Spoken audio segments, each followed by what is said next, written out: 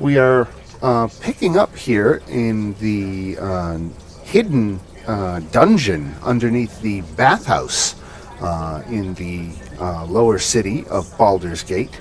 You just did battle with a few more cultists who heard you approaching and ran out of their hiding spots in the crypts ahead of you.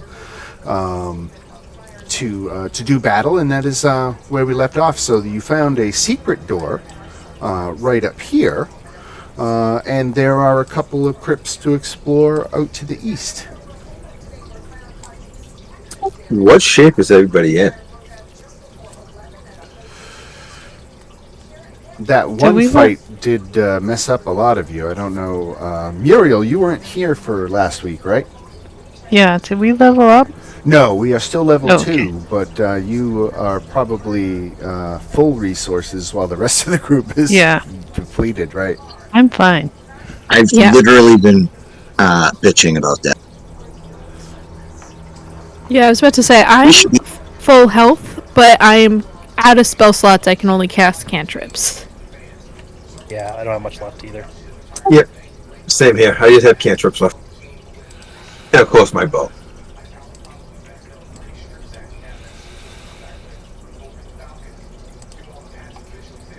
What do we? Dan, do we still hear things, or did we kill everything? Let me look at Uno Thingo. Where are we? I actually... Oh, I don't have Muriel on the map, do I? Okay. Does anyone need to be cured? Because I haven't used any spells, and I have cure wounds.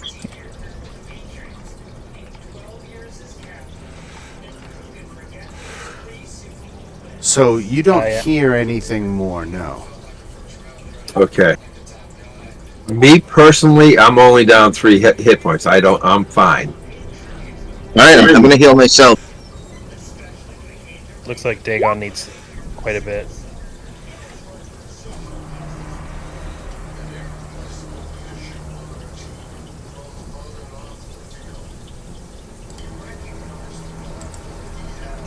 So I get 8, and then I'll use it again on Dagon. Yeah.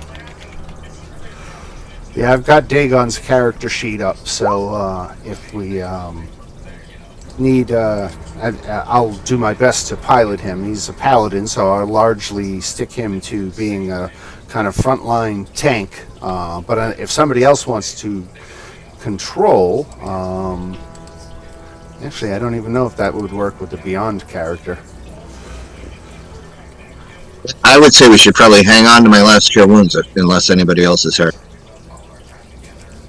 You do have 2 nobles in tow as well, Klim Jasso and Vendetta Cress.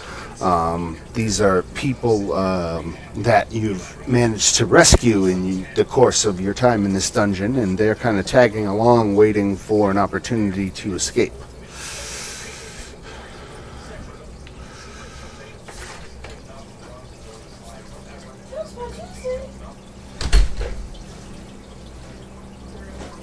All right. So what do we want to do? Say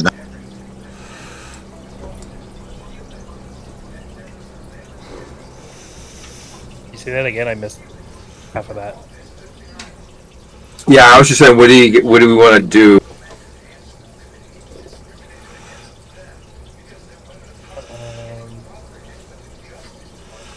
Well, we found the secret door before we actually got into combat, didn't we?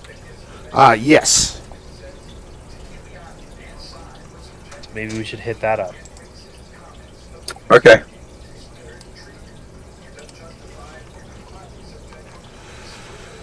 So let's see. So,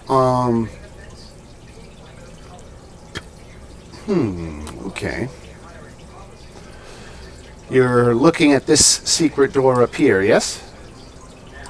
Yeah. I'll go up to it. I'll listen at it and see if we can hear anything on the other side. All right. This 10-foot wide flooded passage is braced at regular intervals by wooden beams.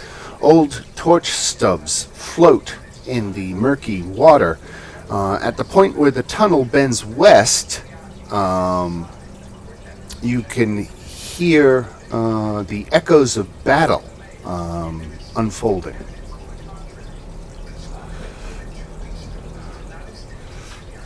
Do we want to go towards the fighting? Not really. I mean, yeah, eventually. I don't know. We're pretty hurting. We could find out what they're fighting about. Yeah. You want me to stealth up and see if I can see without getting spotted? Yeah. Yeah, that can't hurt to try. Well, it can, but, you know. Just me, right? Yeah. Yeah. Yeah, So fair wait, before you go, if you're gonna stealth, I can cast, see, I have this ability, due for my sorcerer class, where basically telepathic speech, so I'm gonna basically mind link with you, so you can just tell us what's going on, so you don't have to talk and risk if you're in trouble. Like, basically, this is your get me the fuck out of here card. Nice. We're going to mind meld. Okay.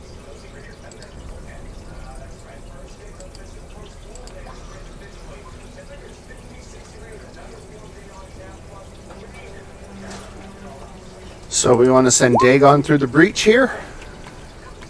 Well, my stealth roll didn't go too well. Red Rover. Throw Dagon. Did you give Dagon a heal? Oh, no, I didn't. I'm sorry. He needs 8 Yeah. or 13? Yeah, he got 5. He got 5? Got it. Yeah, he got 5. Plus 5. He's at 11. Double dig. Let's see whether he has hit dice.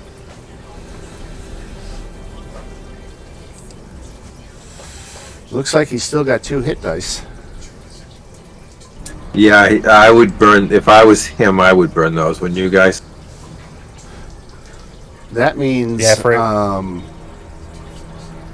an hour, right? Short rest? Yeah, if we get a chance for a short rest, then it might not be a bad idea. Whatever sound of battle you are hearing coming from around the bend to the west as you look to the north surely is to be resolved in an hour. Yeah. Okay, you want to take a short rest, and I'll sneak out and take a look. Well, until you go take a look, I don't want to have anybody do the short rest mechanic, because when you take a look, it might influence your decision not to take a rest. Yeah. Okay, all right. Where's the noise coming from? The north? I technically gave it to you a little early. I probably shouldn't have told you about the noise until you reached this point, but it is around that corner. Yes. All right. So as you move up, I come up to the corner and try to peek around the corner. right, and there is nobody paying any attention to you. There is. Let me see here. Let me get to the right. Beyond the hall, a flooded chamber opens up with rough-hewn steps climbing to the north, south, and northeast. The floor buckles up above the waterline in the middle of the room, forming a small island. Corpses and doused torches float in the water around the island, atop which 2 men circle each other with weapons bared. One of the men, a tall, unarmored brute with a great club and a scarred face, towers above his opponent, but he is gravely wounded. The smaller figure is muscular and bare-chested. He clutches a bloody dagger in one hand and a torch in the other, and has no flesh covering his skull. So, like, undead? It's not really clear. Let me make sure the type. No, they are humans. and I'm trying to figure out how one flays all the flesh off your skull without dying. But that's literally what it says. It is a humanoid.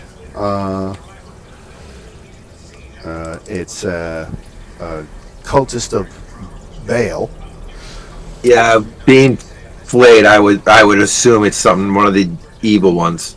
Right. One of the dead three. Right. You know that the bared skull is the symbol of Baal as well.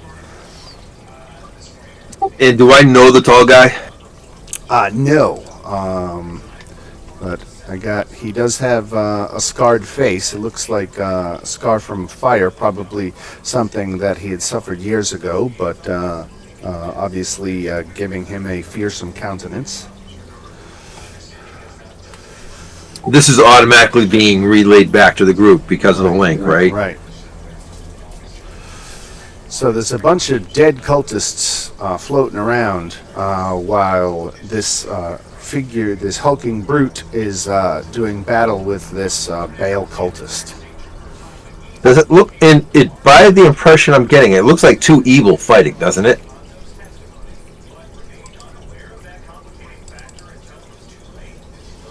From an outside point of view. I mean, I don't know how you would make any assumptions about the brute. He's not dressed in any of the cult garb. All right.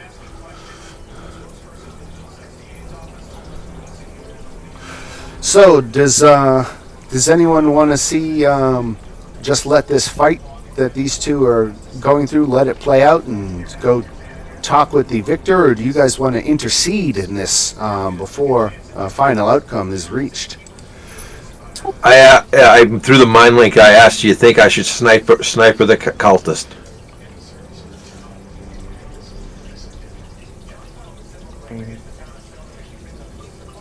Does only Salim hear that? Yes. Well, yeah, I can only do one creature, so Yeah. I'm the only one, but I'm relaying the messages to you guys. So I'm just gonna, okay. I'll say I, who's in favor of, Kyle killing off the cultist. I'll help him. Okay. And I let Kyle know. I'm like, okay, Muriel says do it. Just wait for her. All right, I'm gonna wait for Muriel to come up, and meanwhile I'm gonna ready my crossbow. All right, he's ready and waiting for you. Right, I'll come up too.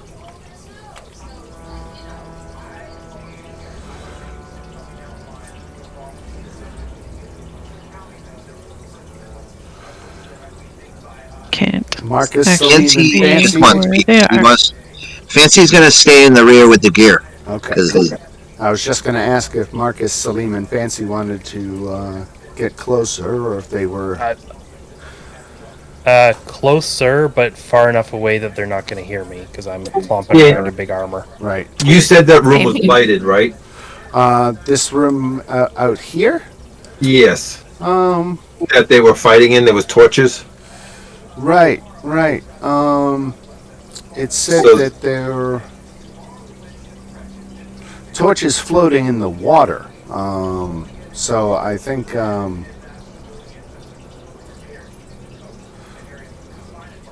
Yeah, I'm rereading the paragraph again. It doesn't really say anything about a light source. Right, and okay. the dynamic lighting would seem to indicate that.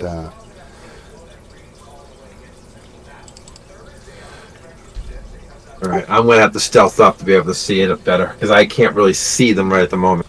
Yeah, I can't either.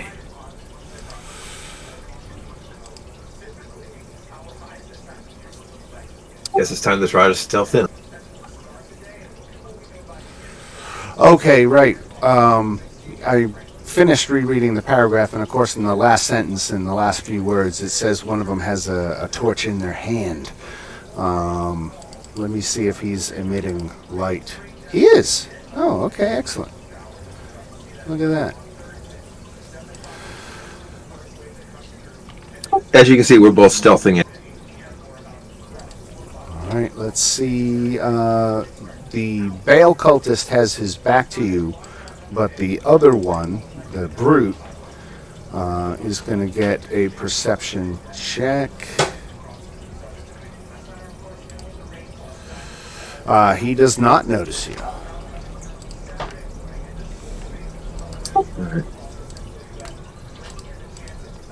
Right. Yeah, Where are they? My light source is not working. Yeah, mine's not. It's not lighting up the area.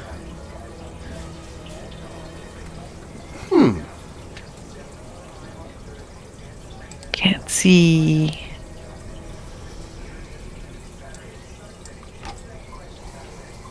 It's like there's something blocking it.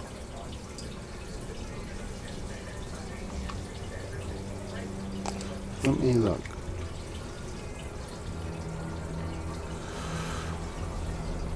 Yeah, from what I can see, you guys, I mean, from my end, it's all working fine. Let me try to delete some of these posts.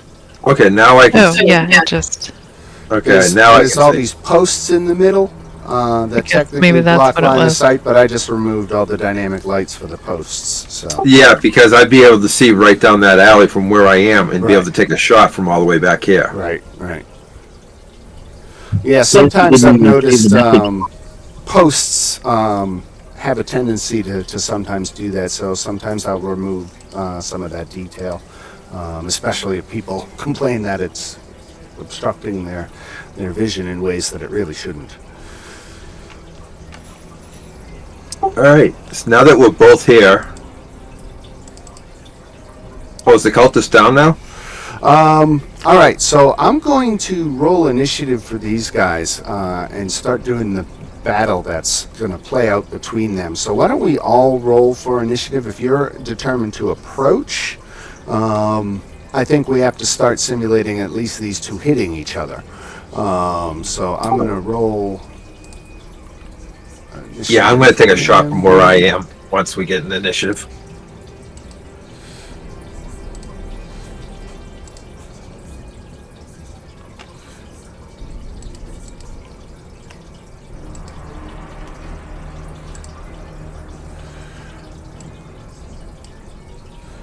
Okay, where's the initiative order? Why is that not working? There we go.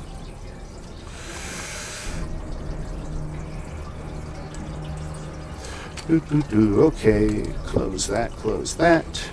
We got 1, 2, 3, 4, 5 of you, 2 of them. And we will sort by order. And Fancy, in the rear with the gear.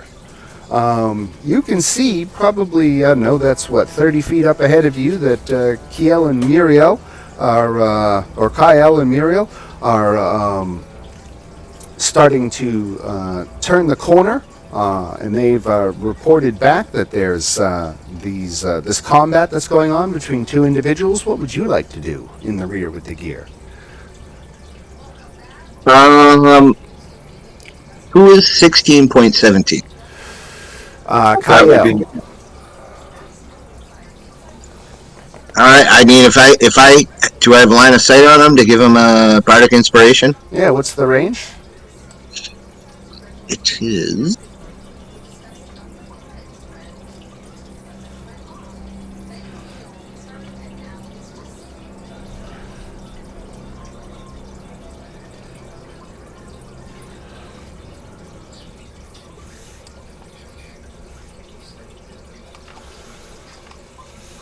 Unfortunately, I can't do that because I've used it 3 times. Oh, so you're out of inspirations. Yeah, so Got any cantrips? he's like, I don't think anything that'll help. Mage Hand and Vicious Mockery. I could viciously mock him. Right, you'd have to advance up and get line of sight on them, though.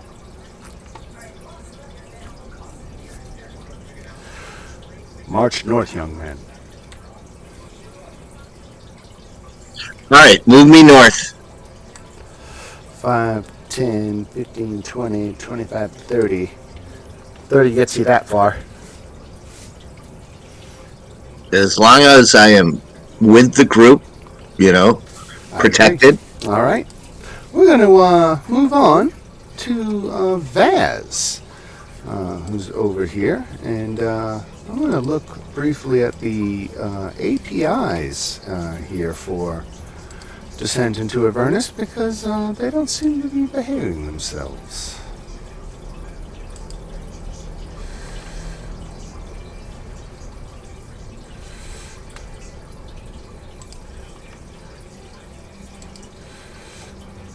Alright, so Vaz is attacking the Brute. He's got a multi-attack. Uses Stunning Gaze and 2 dagger attacks. So the Stunning Gaze, the Death Head, targets one creature it can see within 30 feet. That target must succeed on a DC 14 Wisdom save or be stunned. Alright, DC 14 Wisdom save. He failed. So he is stunned.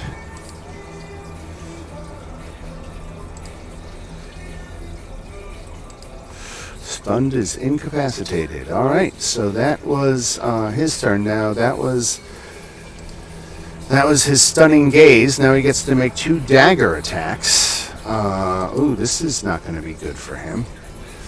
So attack rolls against the creature have advantage. So here comes a couple of advantage dagger strikes.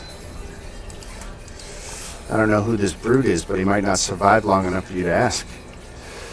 2 dagger attacks at advantage. We can give him a medicine check. Going against armor class 12. Ooh. Alright, so hits for 7 and misses. Alright, 7 points of damage. Alright. So that is the Death's Head turn, and then we go to Kyle.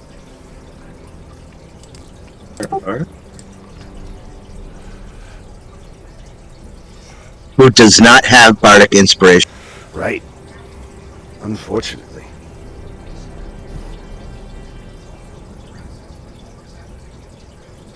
Because our DM is a sociopath. So that's what I do. Okay. So that is the heavy crossbow. And which one you aiming at? The skull guy?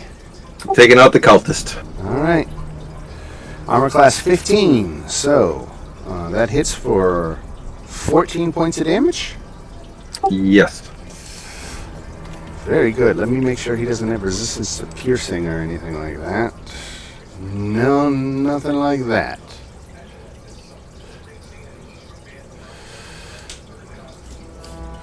And then I'm going to duck into this little alcove right.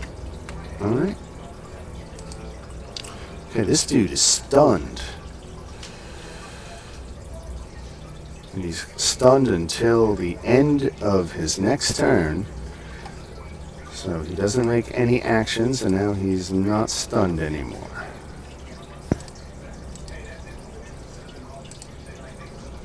Wow, if that cultist can keep that up, oof. Alright. Alright, Muriel. Alright, so with my stealth roll and the fact that he's got his back towards us, am I considered hidden so that I can get advantage? I'm going to say yes. Okay. Then I will shoot him.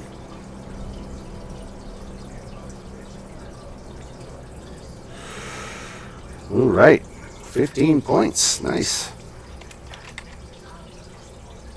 And I'll go back here. Salim Bonus Salabim. action. Try to hide from him again. Do I roll stealth again? At this point, he's been shot twice in the back, so I think he's turning around to look. But we could do,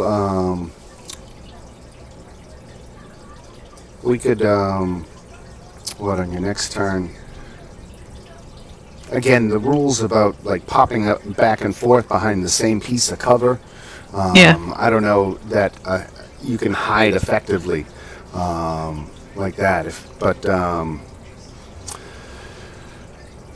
But we'll deal with that on your next turn. Let's let Okay. Salim go, and I'll figure out what I'm doing then by the time you come back around. All right. Okay. So I just through the telepathic link, I'm just gonna be like, "How's it going up there?" As I hear some of the noise going on, thinking, "Is this us murdering him, or are they fighting back?" We've shot him twice. He hasn't hit us yet. Come take a shot. I don't have. Well, actually, I do have ranged. But I don't think I can. Yeah, I can't get that much closer. I'd have to use my action to dash, and I am out of really good spells, so That's fine. I'll just be hiding behind. There is Here, I'll just. a door, just to be clear. Nobody's really mentioned it, but there is a door right here that you have not checked yet. Hey, I mean, if you've got him handled, can I make a Oh shit. Do I not have... I don't have good investigation or perception. I just realized with this character. I wanted to make a check to see if I noticed anything about the door, so... If, like, you notice anything about the room beyond, like any noises or lights. Like, yeah, do I hear any noise of potential danger in there? I'm gonna go ahead and tell you don't hear anything. Okay. Salim shrugs, and he's just gonna wait, in case he sees anything for now. He's just gonna hold... I'm gonna hold my action, for if I see someone, I'll cast a spell. Alright, very good. Mr. Foster. Okay. I'm gonna move up. This sundress that I bought is way too big. And let's see. I know I can't see anything from where I am, so I'm gonna ready an action, and that's going to be a Sacred Flame if I see the guy come into my view. Okay, And since dynamic lighting, I'll let you know if that happens. very good. Alright, Fancy.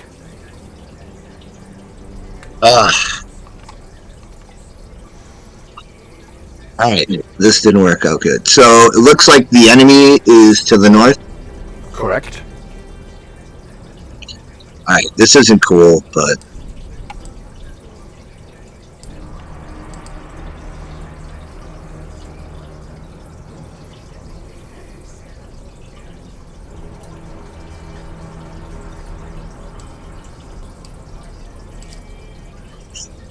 Is Vaz the bad guy? That is the guy who has all the skin flayed off of his skull, so yes. I guess that would make him... I mean, I don't want to assume based on someone's appearance, but I would say he's not friendly. Just because he's not friendly doesn't make him a bad guy, but I will viciously mock him for his face. They're in surgery.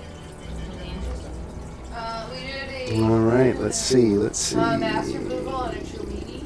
Eric, The dog was like 10 pounds. The mass was the size of a softball.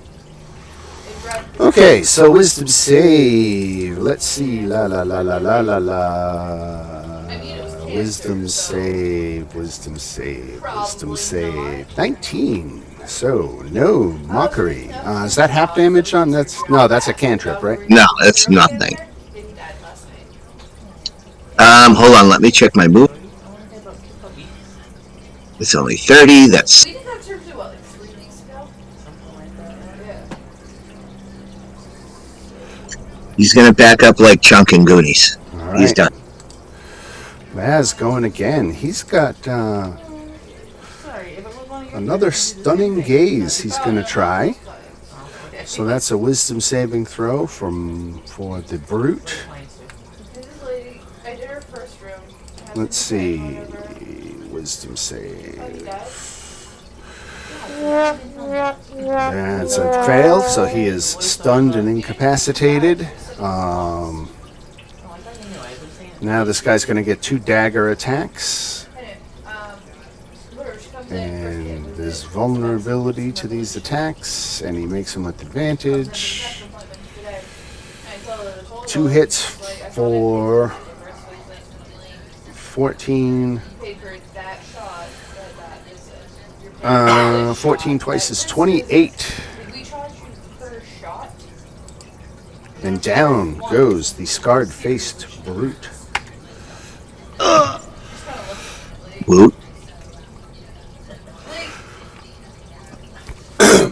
Hold on 1 second. I'll be right back. I'm just going to grab a drink. Like, if you filled your gas tank up on Monday, and then you had to fill your gas tank up again on Friday, would you look at the gas cashier and be like, oh, but I paid for this Monday? What? I guess I should have done the crazy move. Dumb things come out of our mouth. And I want to hit them, and I can't. There's still time. Well, before the brute went down, I was thinking of going up and whipping him away from the brute. But I didn't want that stunning hit. I have 1 cure wounds left for you guys. And I can mock some people, but it's all I got. That's all you need.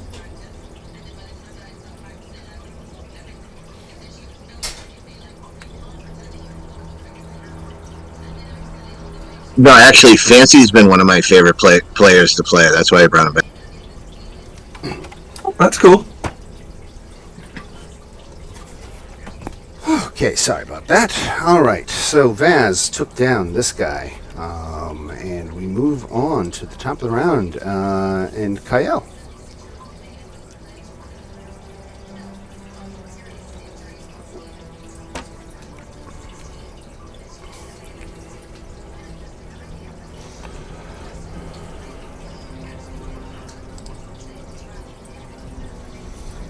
I cannot hear you. Oh, wait, there you are. I have a feeling that misses. 7, I think, definitely misses, yes. All right. I would have loved that damage. This fella is going to make a death save. He's going to pass one. Muriel. Okay. So can I hide or just that? All right, let's Not see. gonna Let's see. work. He's got a couple of targets to distract him. I'm going to give him... He's trained in perception. So let's see how good he does. He gets a 15. Can your stealth beat a 15? Let's see.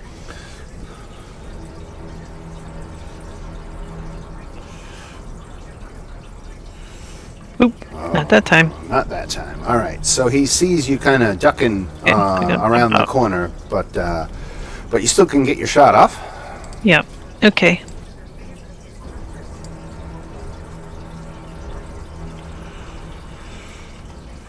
$11. Boo. 11 is not going to cut the mustard. Salim. Cut the mustard. That is, that's a new one. You haven't heard that expression before? No. I'm not insane, right? Cut the mustard is an expression, right? Yes, it is. Okay, Yeah. thank you. I just That's making protein. you know, It making doesn't sure. make you insane. It probably just makes you old, Probably just like us. okay. I'll If you accept. say you cut the brown mark, it's charting. I hate yellow mustard. Pardon me, great poupon. Spicy brown is where it's at. All right, Oh, so that- Salim. Yeah. So Vaz is the guy we trust and are not trying to kill, or Well, I'll paint the picture for you as much as I can. The scar-faced brute was fighting the skull guy, and the skull guy is just fucked him up. But now he's got a couple arrows in his back, so he's turning and looking down the hallway at you. You do see my arrow sticking out of him. Right. and I just kind of like look back at Kyle and I'm like, you wanted to kill him again? Why? Like, just trying to remember.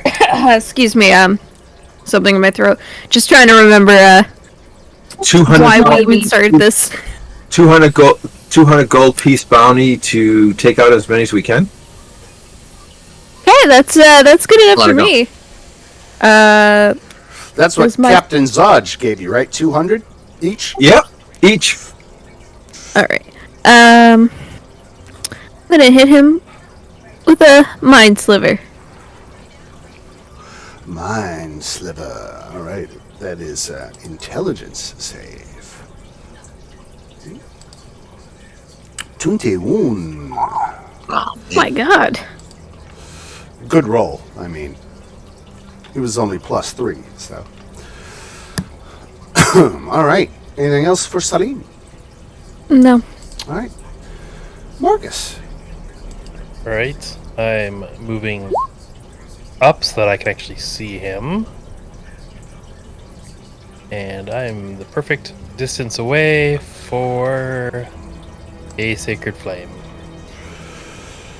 Dexterity save. Are we keeping Dagon out of the fight, or are we using him as a meat I shield? forgot all about him. God damn it. No, I was more asking. I was more asking the group if we want to throw him up as a meat shield or not. Right. Isn't he injured? I don't think he's a very good shield right now. Yeah, I think probably he has leave 11 Madden for hit this one. Probably shouldn't kill him when he's not here. Yeah. That'd be rude. He's going to Okay. make sure nobody's going to attack you from behind. Yeah. There you go. Right. There's a door that was over there. That was a cantrip, so no damage. All right. All right. So then we go to the top of the order and Fancy again. So Vaz is the main competitor now, right? He's the skull-faced guy, right? Alright. I don't have any good skull-faced, Insults. Viciously mock Skeletor. Right. Hey, Hell Rider, I'll do. go get your own thing. I knew Nicolas Cage, sir. You are no Nicolas Cage. Okay, so he failed, and he takes 1 psychic damage. Oh, he also has advantage on saving throws against spells and other magical effects, so it's actually a 13, so he made his save, so he doesn't take any damage. Okay, that's fine. That's cool. Prison rules. Not bad. Now we go to Vaz. Let's see, Vaz has a speed of 50.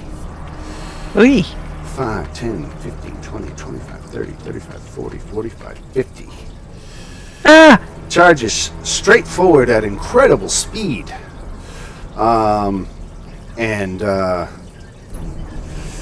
Muriel, you are in his aura of murder. Oh dear. So you gain vulnerability to piercing damage. Ouch. Now he's going to hit you. He's going to hit you here with stunning gaze. So go ahead and make a wisdom saving throw. Okay.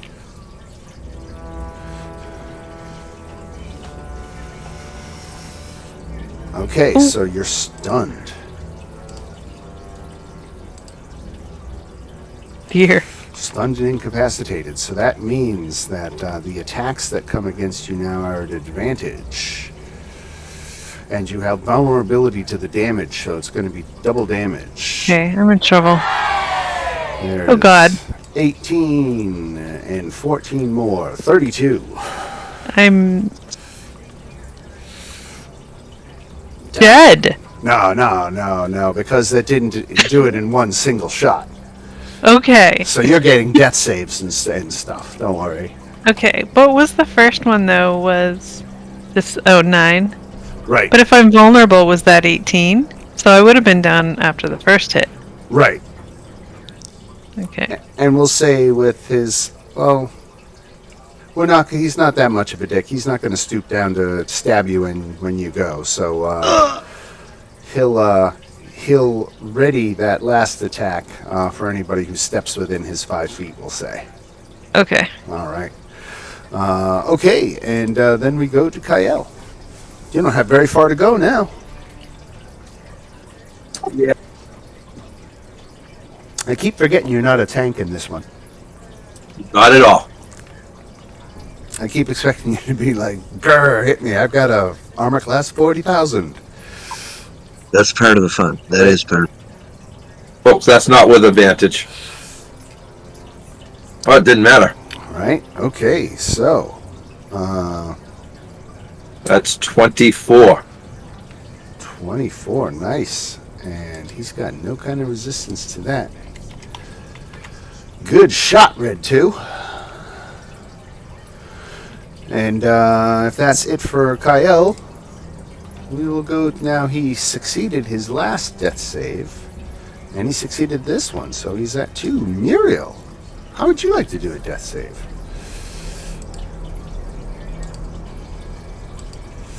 And you have a success, so you're on your path to stabilization. Salim. Okay. That's really fucking scary, just watching this guy sprint that fast. Let's see. I don't have any spells, so... Things works. Who do you think that? I'm gonna keep my distance. I know it's not a great option, but I'm gonna try and hit him again with Mind Sliver. Because Okay. I don't want to be anywhere close to this guy if he can take Muriel down like that. He made his save, unfortunately.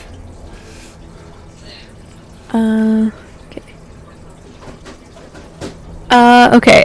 But for my bonus action, I'm gonna cast this. This is called Radiant Consumption. Basically, I can add...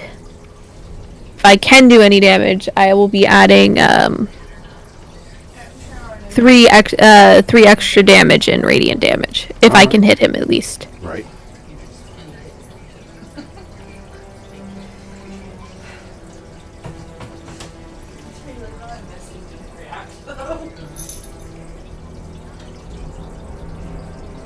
Oh wait, no, never mind. I'm gonna take that back because it also says any creatures within 10 feet, including myself, will take 2 radiant damage if I successfully hit. Oh, yeah, definitely. I'm just- Details there, okay. I'm reading it. Yeah, so I'm gonna take that back. That'll be the end of my turn. All right, Marcus. Okay, I'm. Let's see. I'm going to uncheck the ruler and check the select instead, and move behind Mariel. And since she wasn't here last week, get a hit her with the healer's kit for that's amazing. So 12 HP gained. Cool. Very nice. And that's my turn.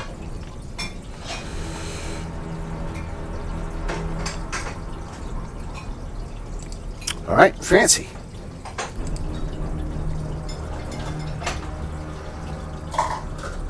Death has come for Fancy. I do have a coup de grace move, but I don't know. I don't even know if what I would cast on him would work. What are you thinking? I was thinking hideous laughter, but doesn't he have? He has Magic resistance. resistance, right? Yeah, so fuck that.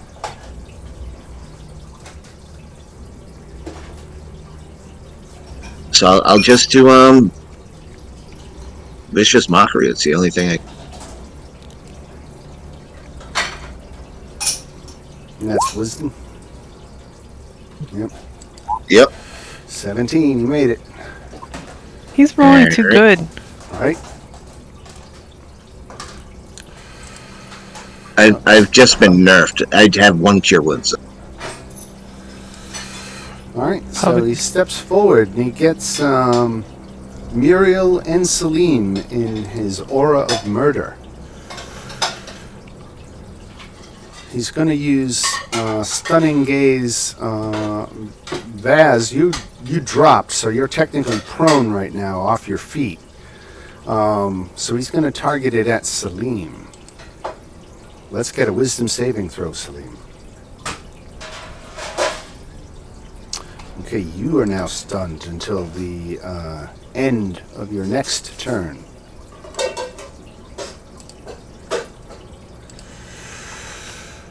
Alright, and here comes the dagger attacks at advantage with vulnerability.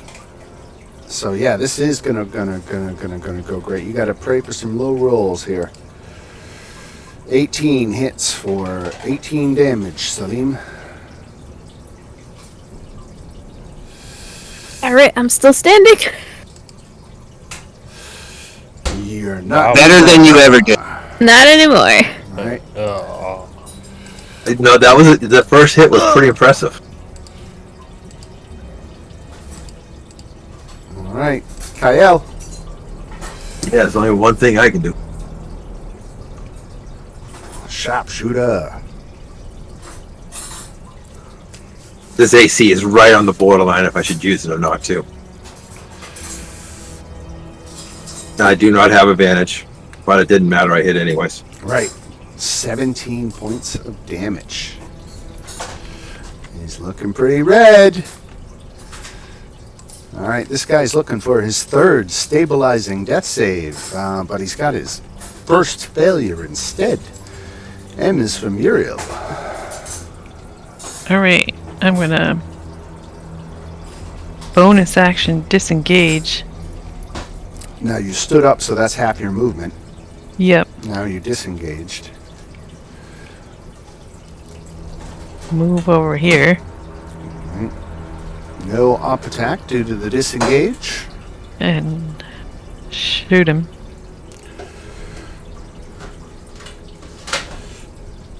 Hopefully. Hey! Look at that. Hell yes. Look at that. That's at least 6 points. Really? Because that's all he That's had really- left. Ah, Yeah, he was a tough one. So good work. Because we were pumping serious hits into him. yeah, he had a lot of HP. Can someone help Salim? I can help Salim. I'm gonna cast Cure Wounds on her.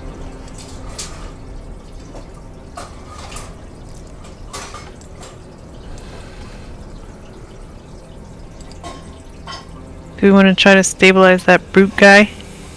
I figure anyone fighting the cultists might be our friend. I'll give it a try. Mine's not the best, but if I don't work, someone else can. Actually, I can. yeah, actually, I just stopped. I'm like, why don't we get the healing kit man get it? Yeah, I got him. It's like Fancy has the comb. Can I search the cultist? Yeah, let's see what he's got.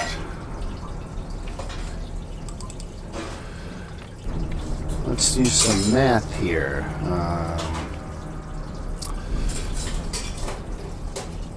Okay, so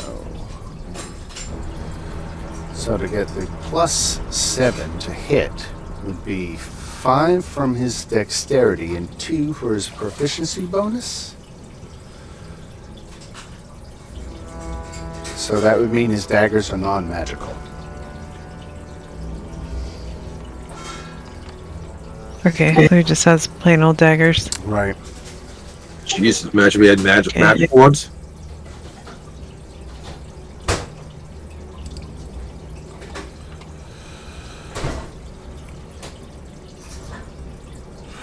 Okay, so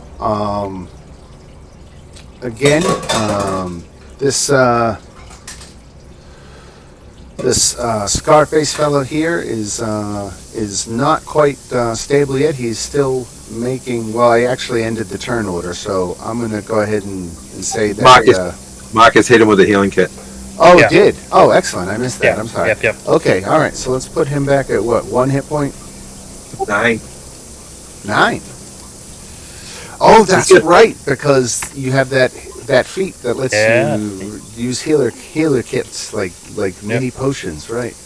Yeah, one time per short rest per person. So I can only do it once for each person. Still, that's 6 times per short rest. That's pretty good. Uh-huh. Yeah, have you healed everyone right now? I've already used it for everybody at this point. Since we did a rest. So the man, the brute with the great club, introduced himself as Mortlock Vanthampur, which is a name you know, because his mother is Duke Thalarmer Vanthampur.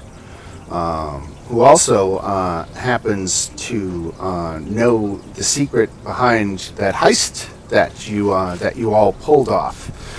There was a critical clue left behind, and Falarma has let it be known that she knows, and she said she might need to call upon you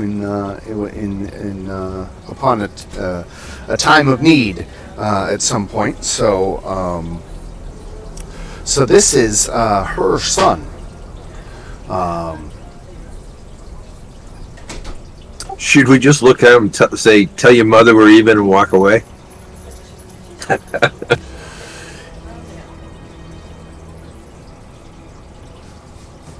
So he's introduced himself as Mortlock, and he says he was betrayed. That these assassins conspired with my brothers to kill me, and that if you hadn't come along, he'd be dead, and he owes you his life. Why did they want to kill him? Why did they want to kill you?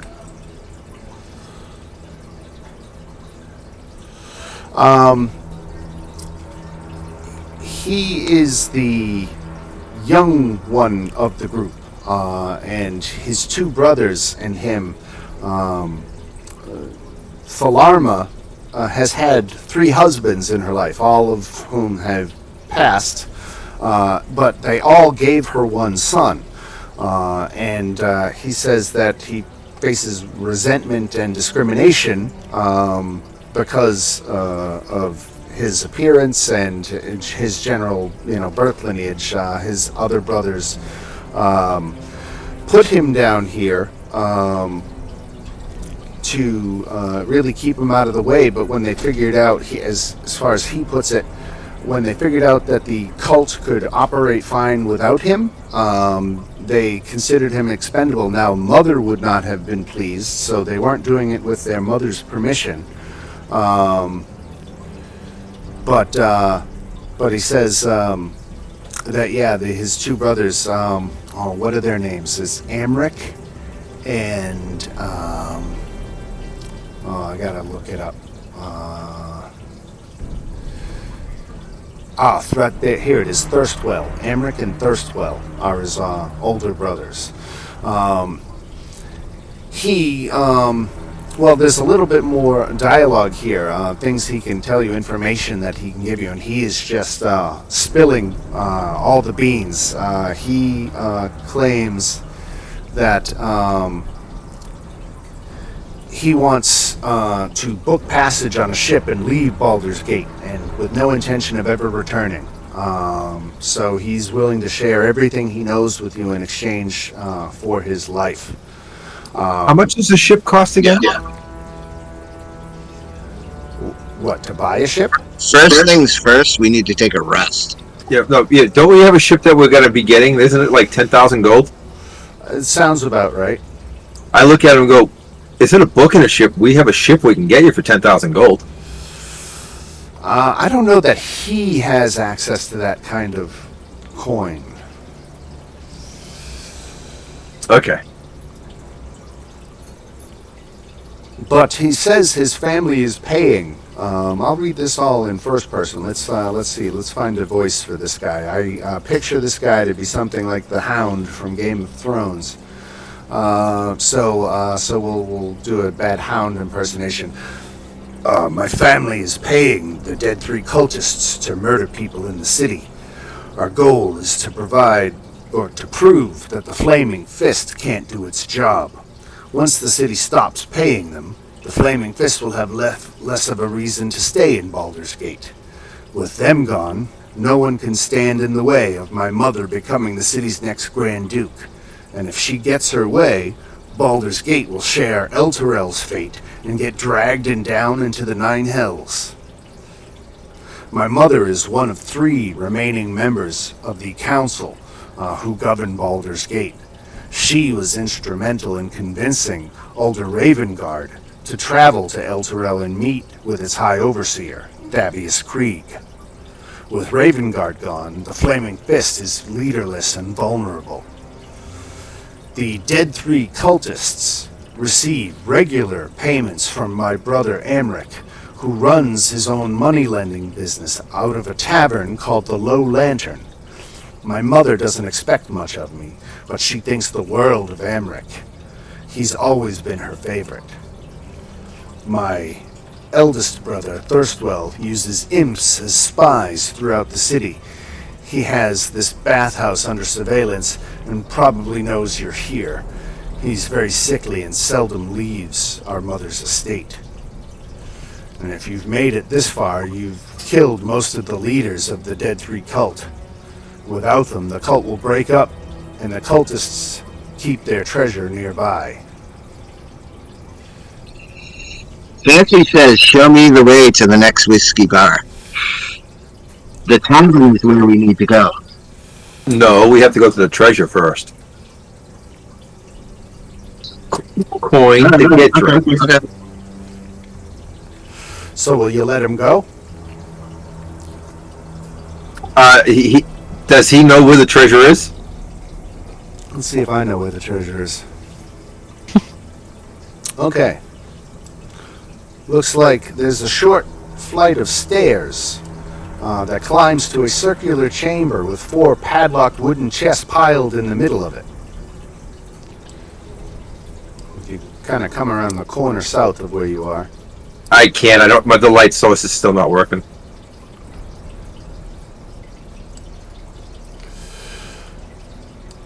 So let's see. Dagon has light. Let's, how's that? Perfect. Dagon was carrying the torch. They're in That's here. better.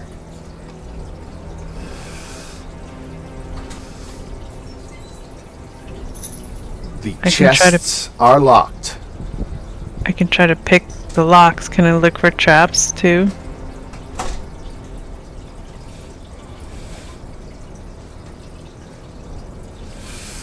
Check for traps. Mortlock tells you there are no traps. Okay, I can try to pick the locks. DC 15 dexterity checks with thieves' tools. Okay.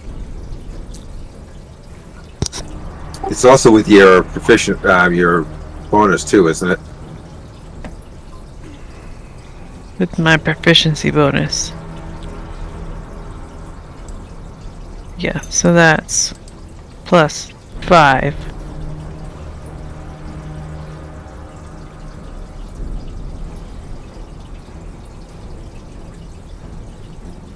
Oop. Okay, chest number 1 is no go. I'm also skilled at it, Dan. Can I try? Sure. I use sleight of hand because it's the same mathematical roll. Okay.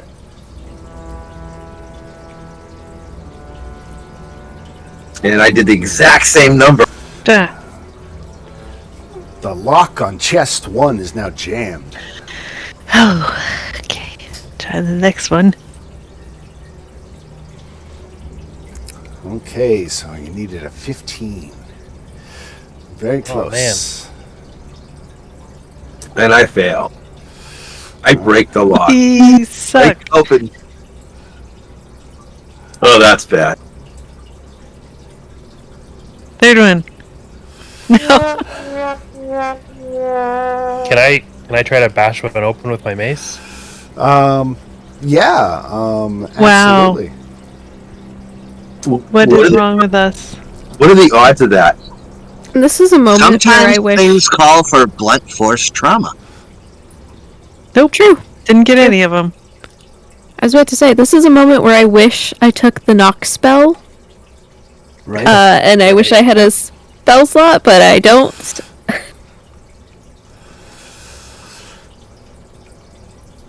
I I'm gonna just smack. go ahead. It's not so good anyway.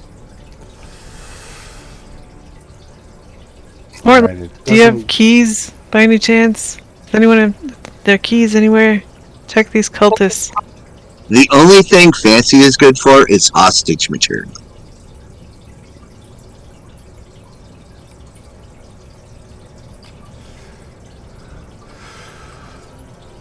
Kyle, did you try the last one? Yeah, I walked away with my head hung down in shame. Oh, I think you only did 3 though. I think you can try one more. Oh, there's 4? Yeah. There we go. Come on! All right, so chest 4 opens. Here we go. Chest 4 contains a bronze crown with 5 spires on it. Each spire is shaped and painted to resemble one of the 5 kinds of chromatic dragons.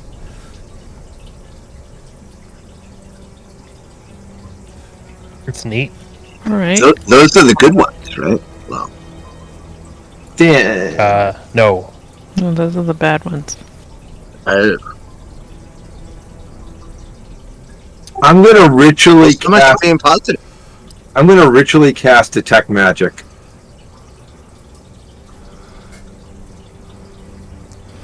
Do potions show? I mean, and this is a bit of a giveaway, but do potions trip off and detect magic? I think so. 5e potions detect magic.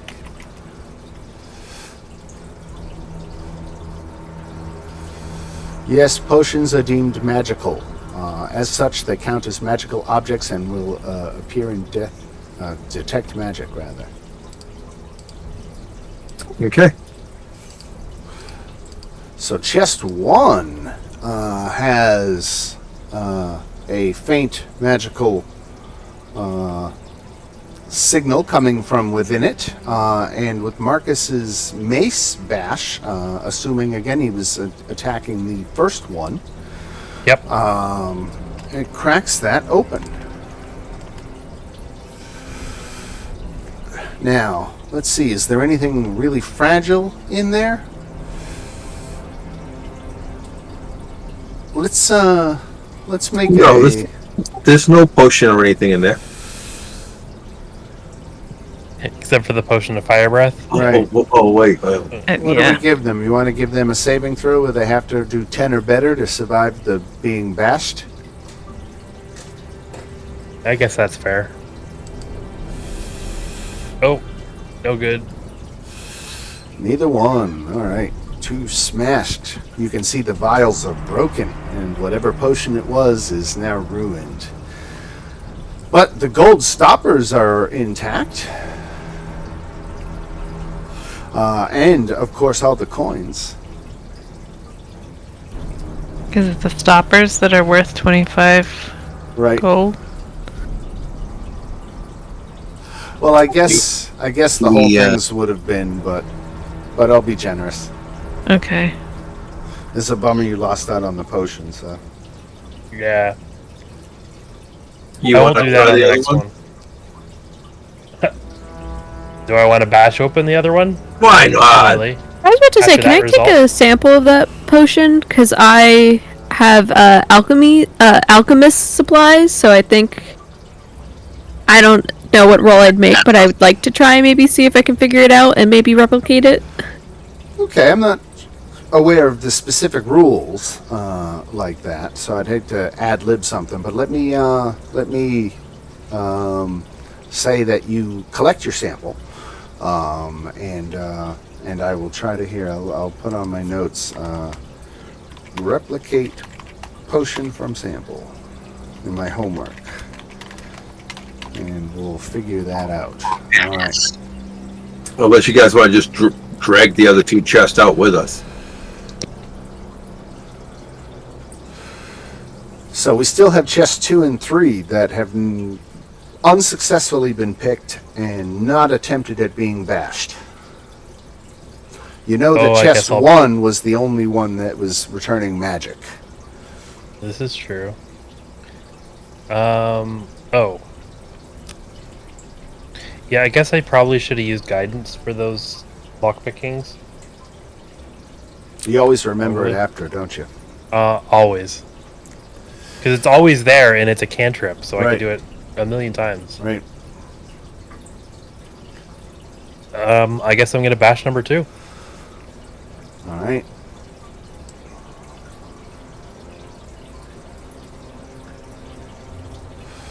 All right.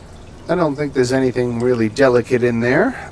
So we'll say with enough time and effort you get into it. And contained inside is 10 agates scattered amid 1,200 some odd silver pieces. Damn, it's a lot of silver. Would be good in a Curse of Strahd game. Right? Awesome, Strahd. Hey, we can make silvered weapons here too. That is true. Are there any musical instruments? So far, no. You are lootless. But there is the matter of chest 3. Gonna bash it again, I guess, right?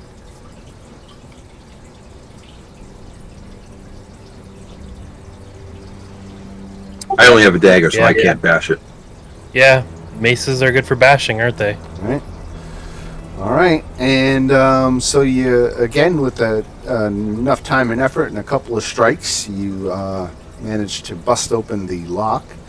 And unfortunately, there was a delicate porcelain dragon mask, which is now shattered into several pieces, and it was resting on a bed of copper and silver. Oh, give me a saving throw. Come on. For something that. Okay, I'll give it. I'll give you. It says delicate. It specifically says delicate, so I'll just up the difficulty to. Yeah, let's just say up the 13. difficulty. 13 plus. Okay. Okay, 5 failed.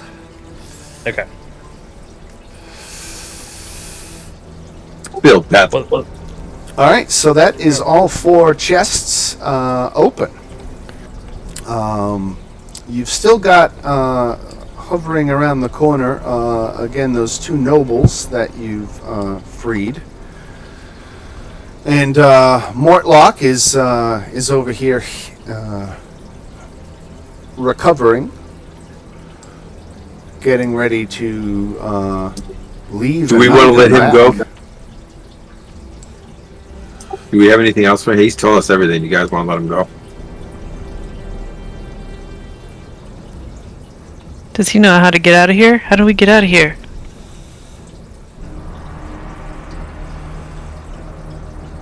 Do we have anything more to do, or are we leaving now?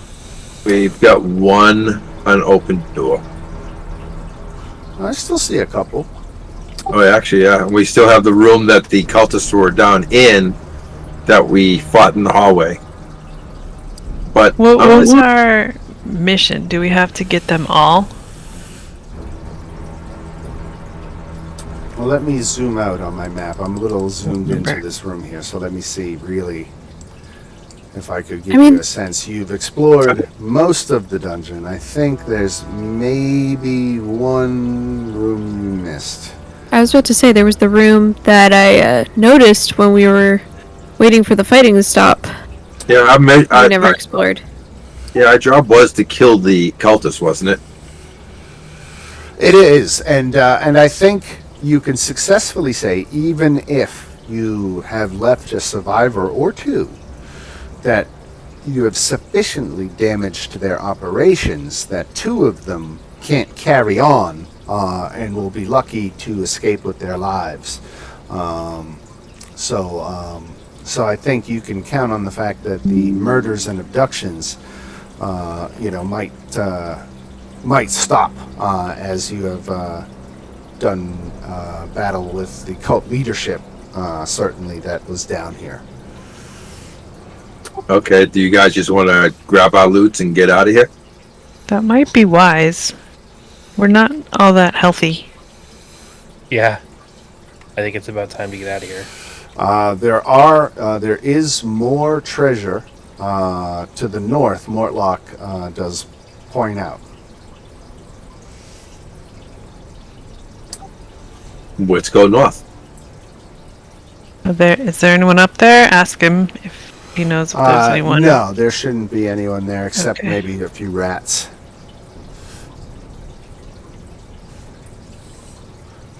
So in this room, burned torch stubs litter the floor of this hall.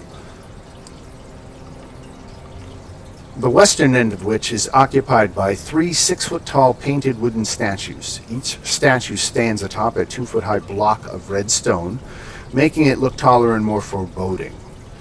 The center statue resembles a heavily armored man whose face is hidden behind the fearsome visor of his helmet. He's painted red except for his right gauntlet, which is black. Clutched in this gauntlet is the blood-red spear pointed upward. The statue to the north depicts a purple-garbed male, noble, wearing a harlequin mask and holding a dagger behind his back. And the statue to the south portrays a black-robed skeleton with its jaw opened wide and its bony hands outstretched. Now that I'm within 30 feet, anything magical? No. Each statue is solid wood, weighs about 150 pounds. It would seem that the Bainites, Baalites, and Merkelites convened in this room and did some of their planning against the city above. So we've got these statues are literally statues of Bane, Baal, and Merkel. Yep, dark magic. Nothing to do with it.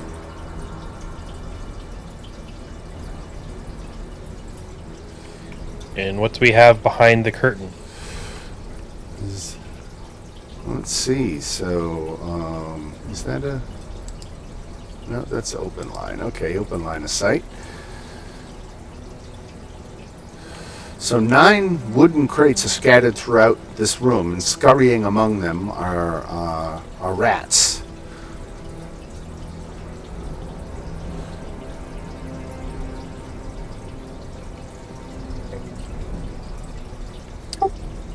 Do we want to go in and check the crates, or? Are any of them lighting up with the detect magic? Yeah. Actually, I guess we're going in. so 6 of the crates turn out to be empty except for packing straw. The other 3 contained various goods like rations, caltrops, 3 flasks of alchemist fire, 6 set of manacles, a couple of tinder boxes, a bunch of daggers, and 4 potions of healing in glass vials. Cool. If you guys don't mind, I'm going to take one this time so I can feed it to other people. Yeah. Yeah, can I do that too? Because I can't heal.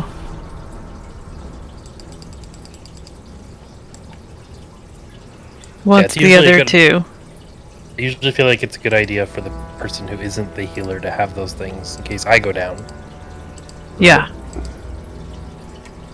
I can take the other 2. Okay.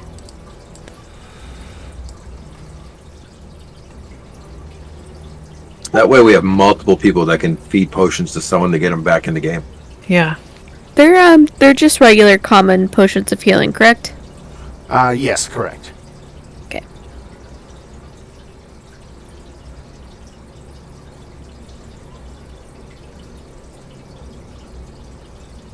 I want to take the alchemist fire if nobody else wants that. That's always fun. Yeah.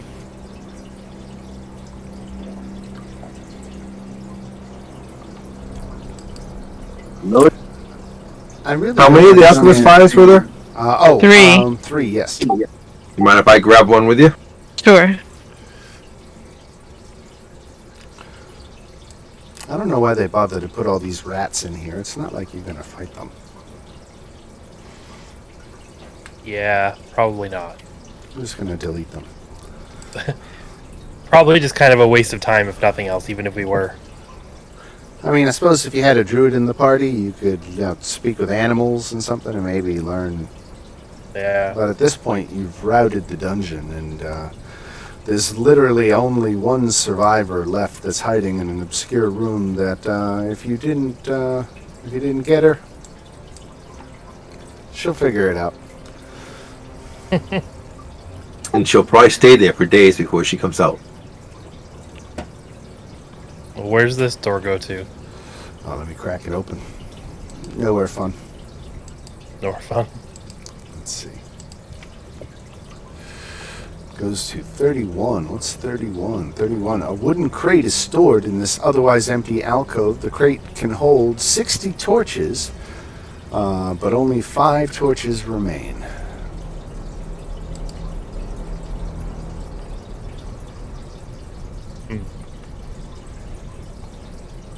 Well, I mean, I might as well grab some torches. I was thinking the same thing.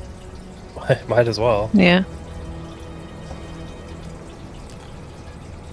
We've seen the importance of light in this dungeon, right? Oh, Yeah, it's yeah. kind In of one annoying level not that having goes away from me. I am getting the goggles.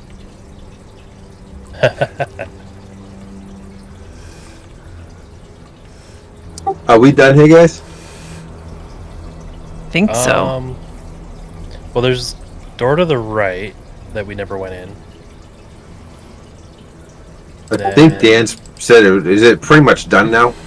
I mean, if you want to be completist, let me just again take a look through somebody's eyes. What do I got to do? Control L? Yes, okay.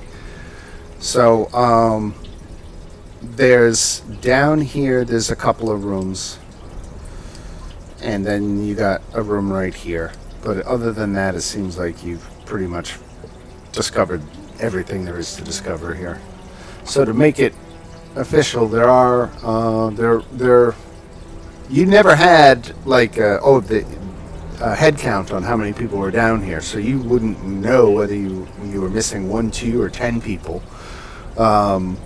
But as you, I mean, are we getting in a short rest at this point, or?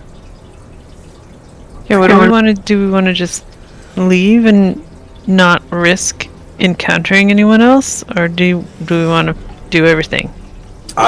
I would think we'd want to get out of here. This is just an idea. Go back to the inn, report back to the head guy what's going on, get a long rest in. Then don't we have to deal with that the 2 brothers and the lady?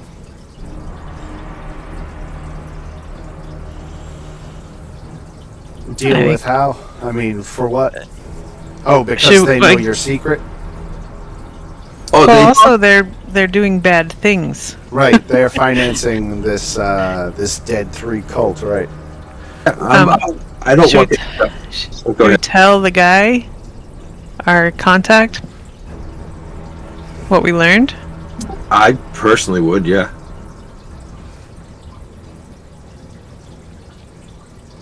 Let's see what he says, because I guess I don't think we can take down this whole operation on our own. Unless we want to use the information we have against her as like mutually assured destruction. There was another lead too, and one of the things that Mortlock said to you, he said his brother Amric runs a money lending business out of a tavern called the Low Lantern. So if you wanted to confront him, you could probably find him there. The other brother is sickly and rarely leaves the estate.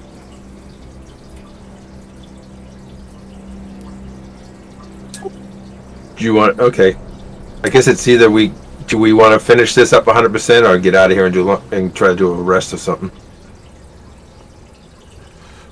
I think it would be smart to leave. Yeah, don't let OCD be the reason you died. Very true. Listen, my vote is for leaving. We can always, Always come back if you really wanted to. if we really wanted to, but Oh. I don't want to. I'm out of spell slots. What's I've everyone always died preparing like for? twice Just- now. I'm ready to go to bed, or at least get a drink and then pass out. Dan, we're out of here. Yep. Sounds good. All right. Let me just give a quick read here.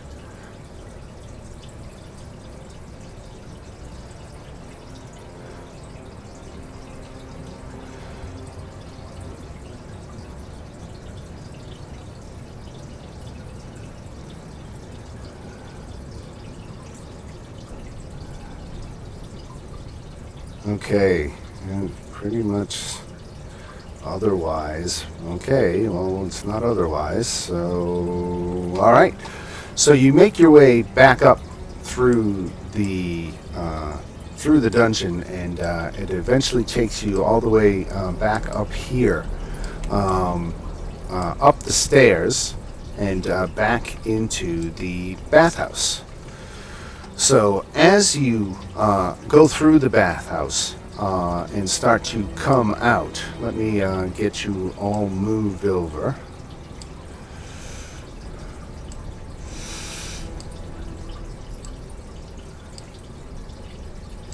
Muriel, Marcus, Fancy. We've got the people you rescued. Mortlock went his own way, never to be heard from again. If he had his wishes come true. And as you emerge from the bathhouse, 5 figures leap down from the top of the courtyard wall to confront you. In addition to their black leather armor, they wear strange masks and cloaks that gives each of them a vaguely dragon-like appearance. All 5 brandish curved steel blades reminiscent of dragon claws. Wait. These guys, we're on the same side. Guys, chill. We just I fought thought a this bunch was of, the like, hotel. the Cult of the Dead 3. No, these aren't the town. These are No, they're the dragon cultists. They're against the The Dead dead Three, right? god cultists.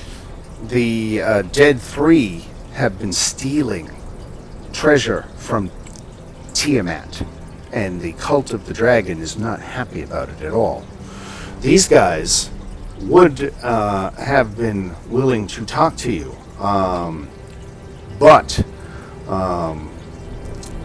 it says, guided by visions sent to them by Tiamat, the cultists know when they're within 1,000 feet of the stolen loot. It says, if the characters took any of the treasure from that area, which you did, you smashed all the chests, you got it all, it says the cultists attack to get it back. It doesn't say that. There's a dialogue here. Nope. They know you've got the treasure, and it said if you didn't take any of the stuff, that they would, demand you stand aside and not meddle in their business. But they know you got the treasure. Or do Do we they? do this after we rest? Let me think about it.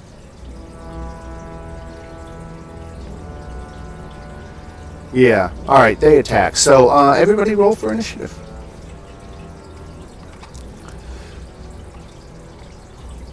Could we just like give it back? Here you go. Or we can try. And what are these creatures? Some kind of like dragonborn? Dragon cultists. they're humans in a dragon outfit.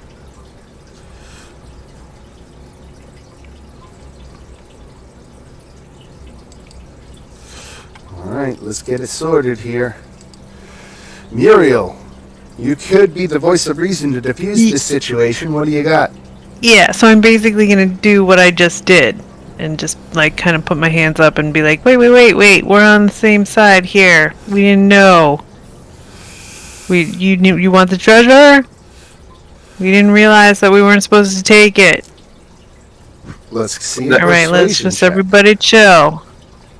I don't know that I'm very good at this. Oh, I'm okay with this. Ooh, look at that. All right. Ooh, look at that. So they realize that this could be a rough fight for them, and so they are willing to see another option here. If you drop all the treasure, and they say, Altus says, he's the leader, and steps forward and says, if you drop all of the Dragon Queen's treasure here, we will let you leave with your lives.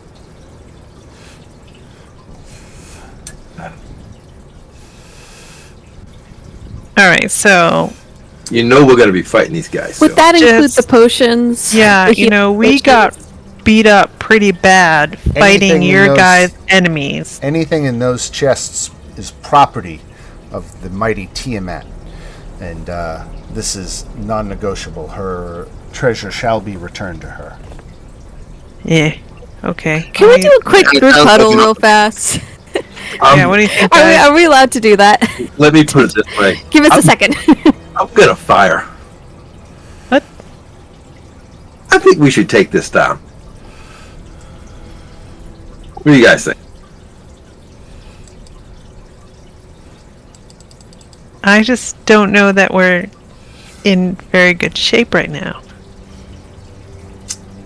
What? Um, Let me see. All right.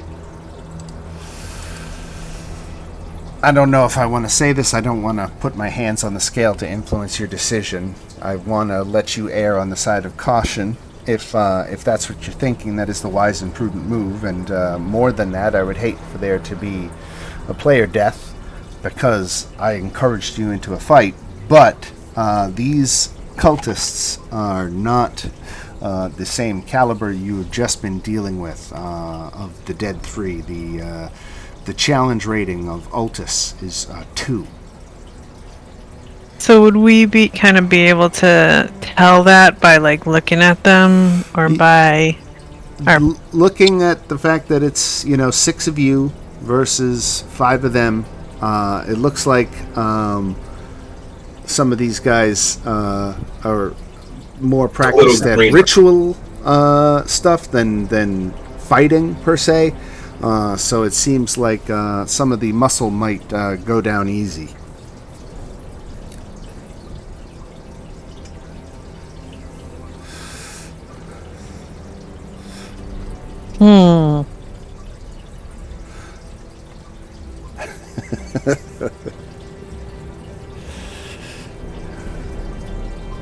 I mean, we can fake retreat, get some distance between us, and then turn and attack.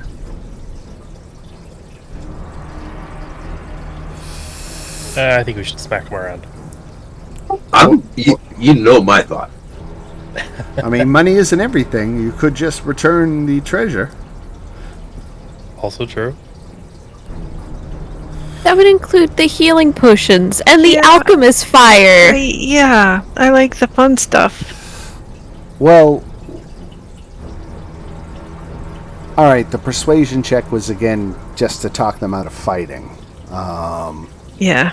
You want to make another one about negotiating the potions. Well, no, he's not going to negotiate. But at the same time, he recognizes that he and his comrades could be killed. So maybe it's better to come off. Maybe he's not that unreasonable. So he says you can keep the healing, but not the alchemist fire. Oh man. What do you guys think? Eh. We Healing just potions need are to good get to though, the so- tavern. Yeah, I say we give- kill him. I actually rolled, but we can leave Oh, him. oh, just give them the stuff. Let's get out of here. You know what? I was about to say, fuck it. Let's just fight. Okay. I kind of want to fight. Fucking Well, cultists.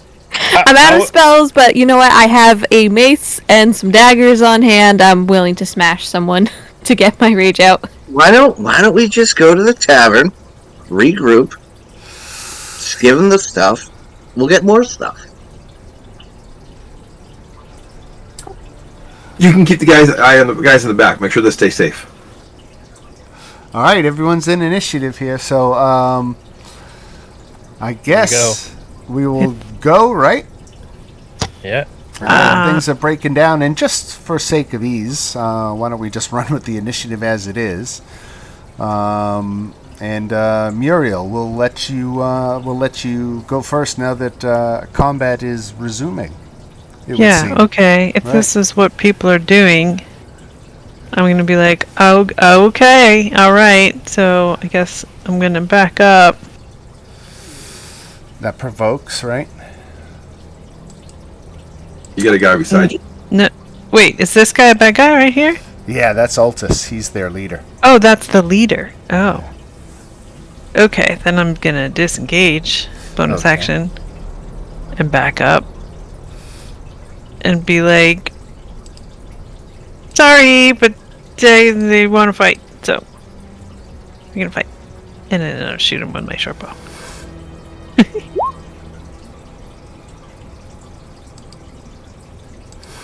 All right. Let's see. He is the boss is armor class 13. So that's a hit, and he has Kyle next to him, so that is sneak attack damage, so 9. Good shot, Muriel. Anything else? I'll just say to the other people we picked up on the way, like, hey, we got you out of there. Help us. Do something. All right, let's see. I like it. I like it. For real.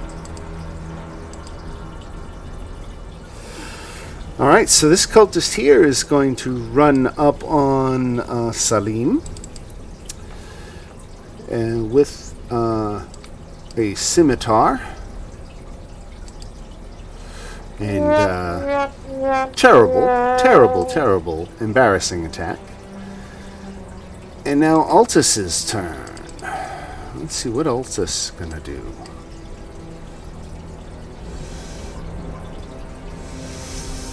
Okay.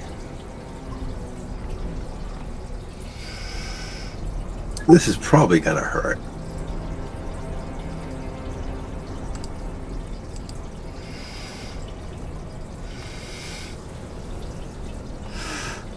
I'm just trying to figure out my targets here. Let's see.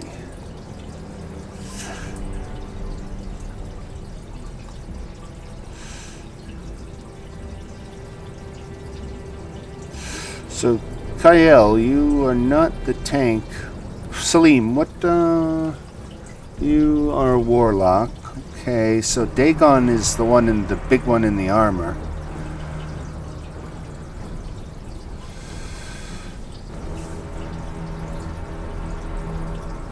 Alright, let's just do this. Let's do a bonus action, spiritual weapon. So I'll drop one of those on the battlefield. Let me just look one up. Spiritual. Make it a sword. We'll put it in right here behind Kyle. And an 11 does not hit you, right? My armor class is 15. 15. Okay, very good. And then he lunges at you and makes 2 dagger attacks. Miss. And this cultist here, he's kind of blocked in by this fountain. So we'll get him over here. And let's see. Going after Fancy. Look out, Fancy. I was literally walking away to take a pee. You are like the devil. I'm sorry. You got hit for 3 damage, Fancy. Excellent. All right. And this cultist back here is going to step up.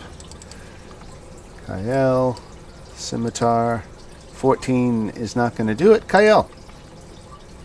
Okay, this is not normally where I am. It's strange to hear me say that, isn't it?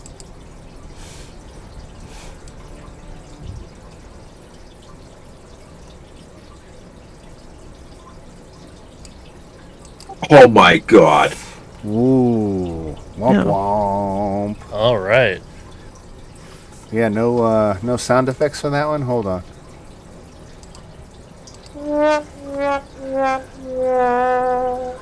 All right.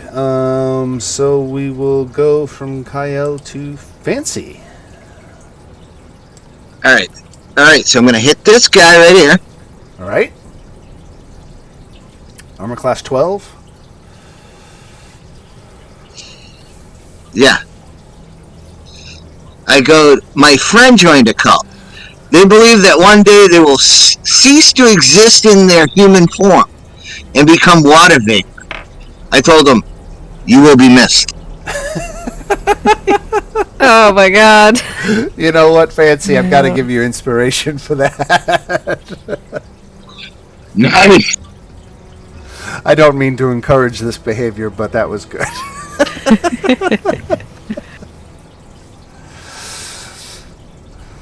So what do you got, Fancy? I'm mocking him, clearly. Eventually, I'll find the vicious, spell. vicious mockery. I think that's a wisdom save, which he Oh. critted on. All right. I actually just rolled a 20. All right, Marcus. Okay, I am. Yeah, I'm gonna use Sacred Flame on Mr. Leader Guy.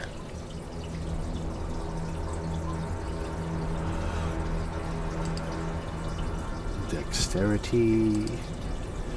Made it. Son of a bitch. And that's it, right? And yeah, that's it. All right. This cultist here is going to attack Kyle. And not so good. I told you these guys aren't that dangerous. Salim. Okay. Yeah, I'm tired. I'm done with this shit. I'm just gonna take out my mace, which I only use when I'm really desperate, and I'm gonna go at this guy who tried hitting me with the scimitar. All right. And you whack him in the noggin for 3. And that'll be it for me. I don't want to necessarily move. All right, Muriel, what you got? Alright, I'm gonna shoot the leader. Armor class 13. And you hit for 14 damage. Nice.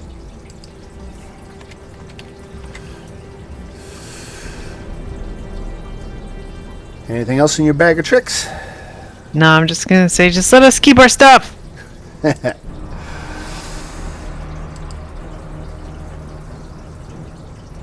This cultist is going to attack Salim.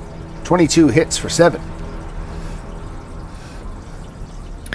Yep, I'm still standing though. Rough, but still standing. Ultis is, let's see, he cast his spiritual weapon before. Now he's coming in to Kyle with the hold person. Oh.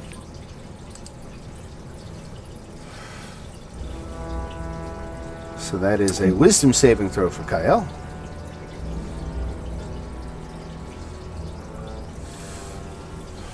Ooh, not so good. So you are paralyzed as long as he's concentrating.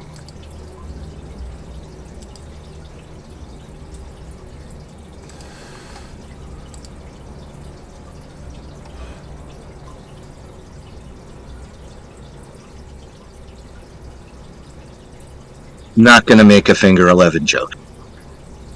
Are any of our little companion people gonna help us out? Are they just standing there? Yeah, they're just standing.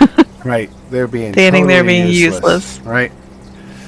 All right. So now, attack rolls against Kyle have advantage, and any attack that originates within 5 feet is going to automatically be a crit.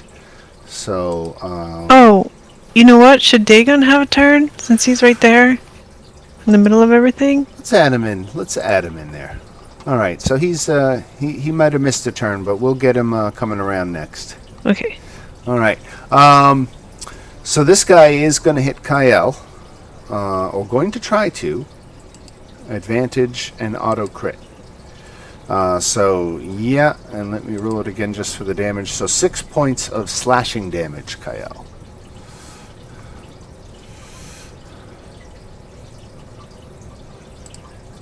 Next time, you're gonna be Does a that duck. break hold person? Say again. Does damage break hold? Break hold person. Let's see. Target must succeed or be paralyzed at the end of each its turn. Target can make a saving throw. Doesn't say anything about damage. Okay. All right. So this guy here, he's gonna do the same thing, coming at Kyle with advantage. 23 hits. Look at that. It critted anyway, and just when I needed it to. So 5 more points of damage. And then what you got, sir? Oh, you're paralyzed and incapacitated until... Do I get a save now? Yeah, now you get another wisdom save, DC 11. Nice. No, is that the end of my turn or the beginning? I think that's the end of your turn. Yep. All right. Fancy. Oh, this is so bad. It's kind of good, though. I'm having fun. Yeah, if you're the DM. Vicious Mockery with monster damage. Which one you attacking? This one right here? Yeah. All right, let's see. Wisdom save for him. He made it. Doesn't take his 1 damage. Marcus. Okay. I'm gonna go Sacred Flame again. Against the leader? Yes, sir. All right, dexterity. Made it. Getting good saving throws. Is he ever? Right. Damn it. Okay. All right, now Dagon. Dagon, what's Dagon going to do? Dagon's going to attack the cultists to the north of him. He's got a big warhammer he likes. That's +5 to hit. Looks like he can use it two-handed. Has he got a shield on? Probably with a 19 armor class. Let's go with a one-handed warhammer.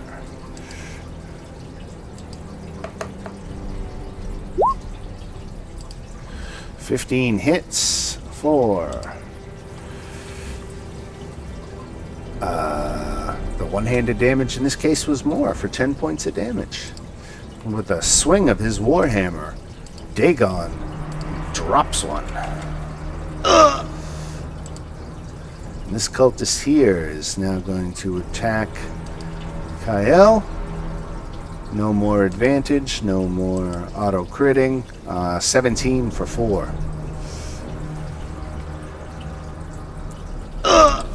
Salim. That put me down. Oh no.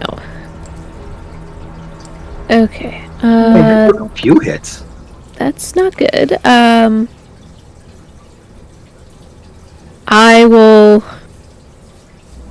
You know what? I'm gonna. Okay, this is a tough decision. I will. At this guy who looks pretty hurt, I'm going to.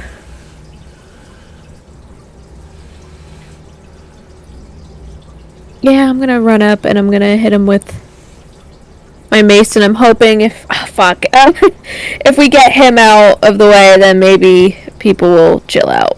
Right. Yeah, that's what I'm hoping too. So I'm gonna shoot the leader. So now you gave someone sneak attack. Yep. 12 points of damage, and down he goes. This cultist here is going to take an attack at Salim. 11 misses. Altus. Wait. 11 hits. Oh, 11 hits. Oh, 11 is my armor class. 5 points of damage. And I'm down. inspiration for being so honest. Yeah, no, I'm squishy.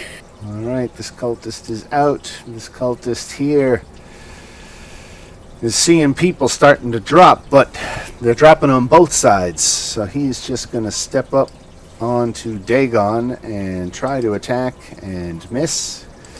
Kyle, make a death save.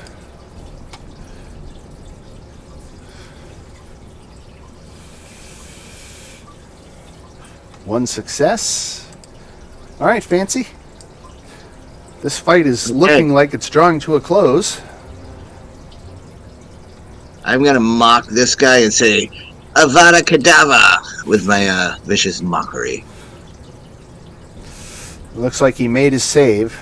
I anticipated the wisdom save, so you don't even have to find the spell because I'm pretty sure that means no damage. And we go to Marcus. Way to make this game no fun for me. Sorry. What you got, Marcus? I'm gonna move up one, and instead of using the spell, I'm going to go with the mace, which sucks. Oh, Dagon's going to save you all, and he's not even here. Yep. Here comes the Warhammer.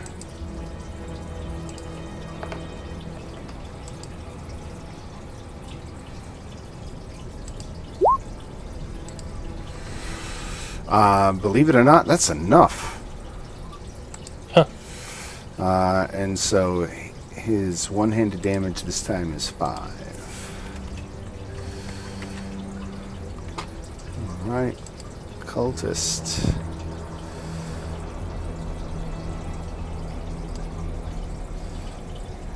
We'll say gets in down here. Gonna attack Marcus. 17 hits for 5. That's a miss. That's a miss. Yes, sir. All right, Salim. Alrighty, let's see how I do. There you go. 1 success. Muriel. Right, I'll shoot this guy. All right, armor class 12. With sneak attack.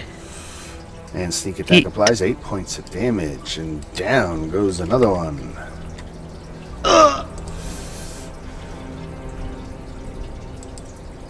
This cultist here disengages. 1, 2, 3, 4, 5. He gets up to the gate. And the gate was locked. Remember, they came over the wall. So he's trying to get the gate open. Altus is out of this fight. This cultist is out of this fight. Kael, a death save.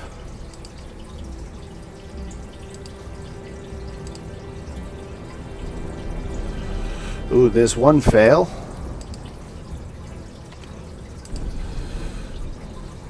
Yep. Fancy. Fancy will stabilize Kael. All right. Make a medicine check.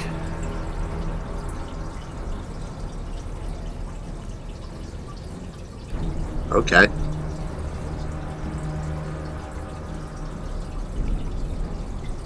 Ooh, okay, so you're still working on it, but he's bleeding pretty bad. Marcus. How is Salim doing for death saves? I don't think she's failed one, right? I've only taken one and I succeeded. Okay. So I'm gonna try to get rid of this guy then. There we go. Something. And this is the guy to the south of you? Yes, sir. All right, minus 3 points. Dagon is going to come give pursuit. He smartly gets this guy in flanking with Marcus.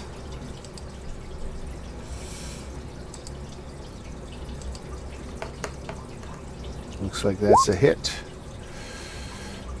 Nice. For 9, he drops this guy.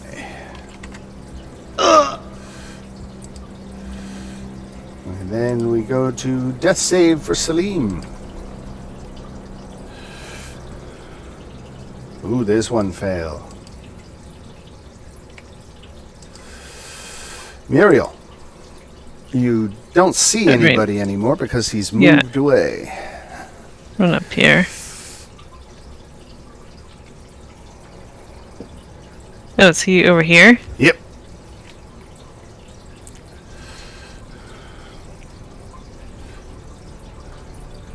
So he's trying to unlock the door? Yeah, he's trying to get out. He's trying to get away.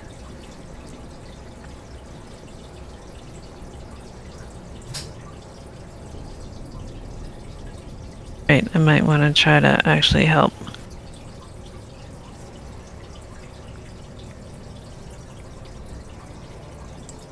While he's trying to get away, I'll try to stabilize Kael. Okay. Medicine check. I think it's just a DC 10. Oh, so close. So close, so close. All right, let's see. You know what? He gives it up, and he's just going to try to climb up and over, but he's having trouble getting over the wall. Kyle, death save.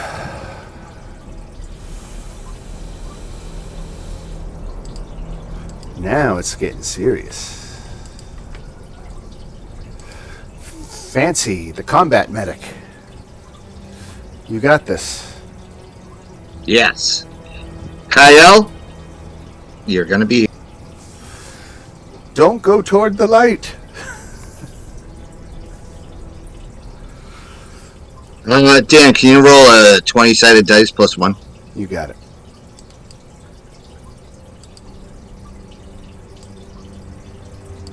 All right. Marcus.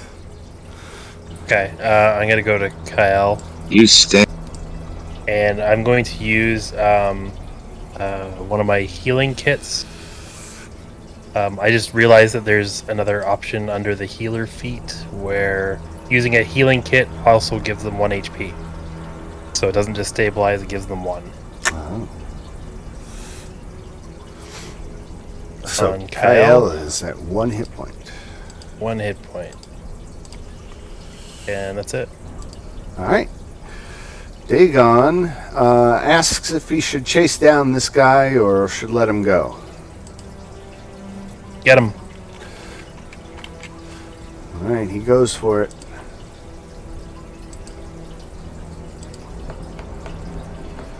Oh yeah. 5 damage. Does not kill him. No. So close though. Salim.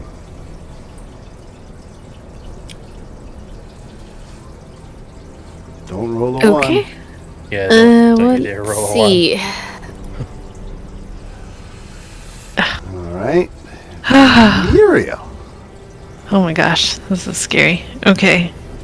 I'll try to stabilize Salim. I'll get Salim. You get will? the guy. Okay. Yeah. Okay. Alright, then I'll shoot. This guy is trying to get away.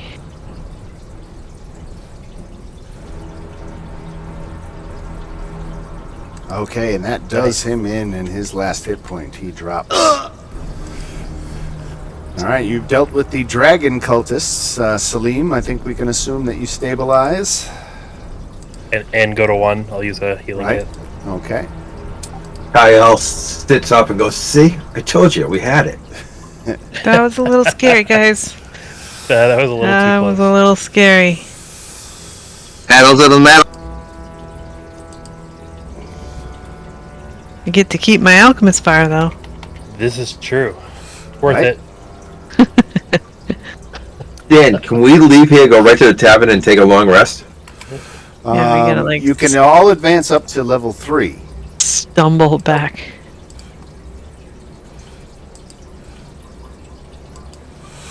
Oh, that was peculiar. Let me try that again. My Adobe reader just crashed. And I had the adventure open in that. D&D Descent into Avernus. There we go. And we need to find, because I need to remember what this lady... Okay, so Vendetta Cress was the female tiefling who was hanging in the torture chamber.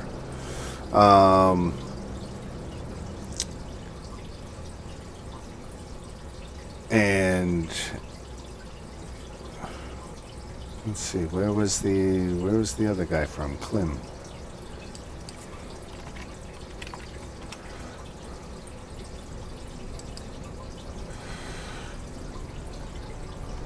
Okay, yeah. So just two nobles, and they at this point are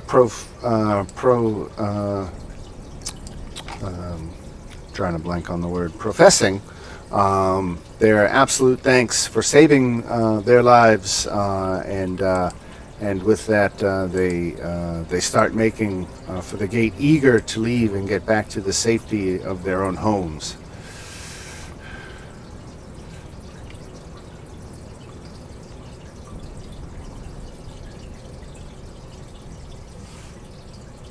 Anybody want to talk to them before they leave? Did we talk to them already?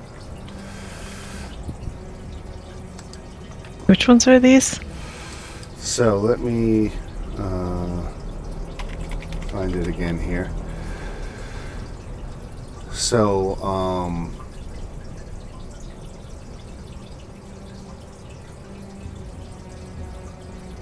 okay, so Vendetta Cress is she distributes wine and spirits for one of the patriarch families. She was attacked in the lower city, knocked unconscious, and brought there for interrogation. She gave up information regarding her patriarch family's security arrangements. She also witnessed the interrogation of another fellow named FNX, who was questioned at length about the Jasso family. Now, Clem, for his part,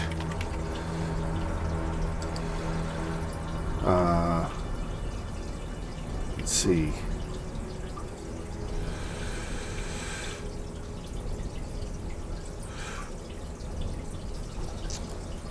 So yeah, Clem, for his part, is a human noble. Says he was captured 2 days ago in the lower city after his bodyguard was slain. He guaranteed you that his family would pay a generous reward for his safe return. But as he gets, the chance to leave, he seems to be forgetting that fact. Or maybe not forgetting, maybe avoiding.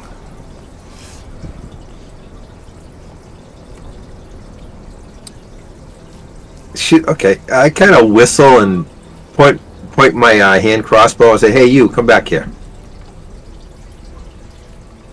Pointing your crossbow at him. Yeah, I got 1 hit point right now. You think I'm taking chances? He puts his hands up and says, "Friends, I don't understand why the hostility." Just wanted to get your attention.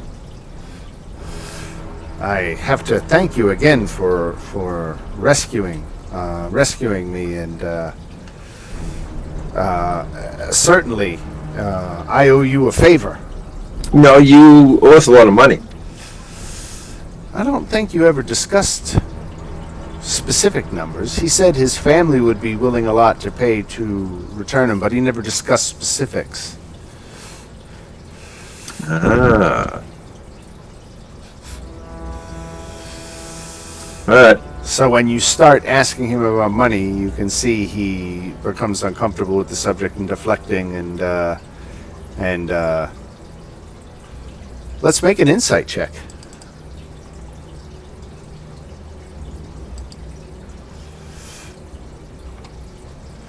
All right, he had an 11 on his deception. You got a 12 on your insight, so you can tell that he's doesn't believe everything he's saying to you.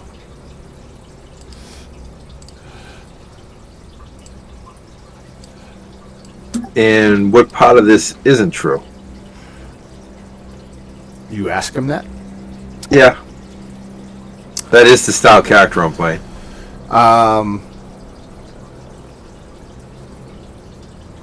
He breaks down and says, "Look, we're broke, okay? Is that what you want? I'm sorry I wasn't honest, but I was scared for my life. I hope you understand. When threatened with one's life, you get desperate and say anything."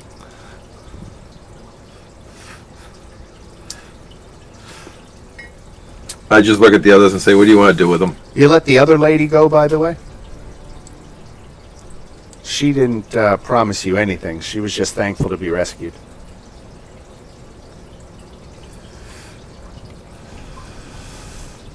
I don't remember her. She must have been from last week. Right. I don't know if there's I anything thought we want about from her, her. too. No, she's the one that told us about the security arrangements, isn't it? Yeah, there was something about, that's what the cult was asking, and torturing her for information on. You guys just want to let these guys go? Well, I mean, this guy. We saved this guy because he said he was going to give us a lot of money.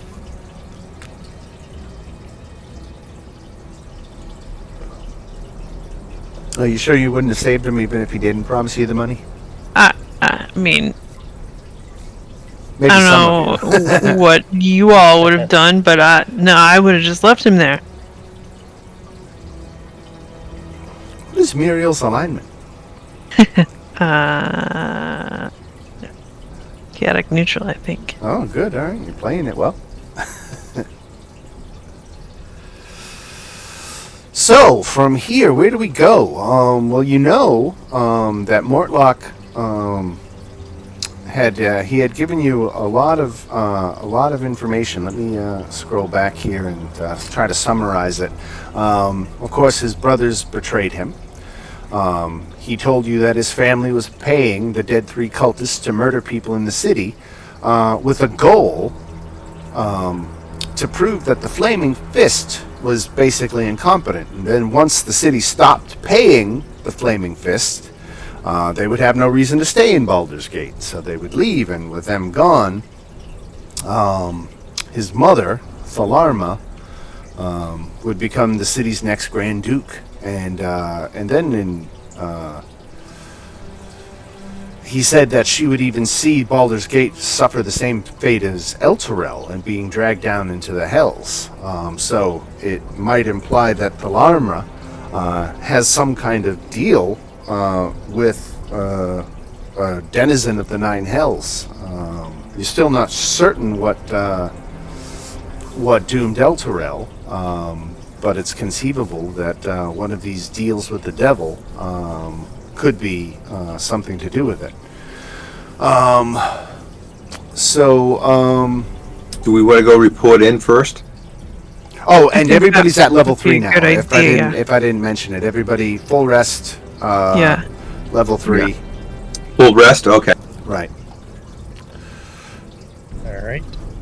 We'll say it's the middle of the night now, and so you can get in, rest up, and then report to Captain Zodge. You can go to the Low Lantern to track down another one of these brothers of the Valaman.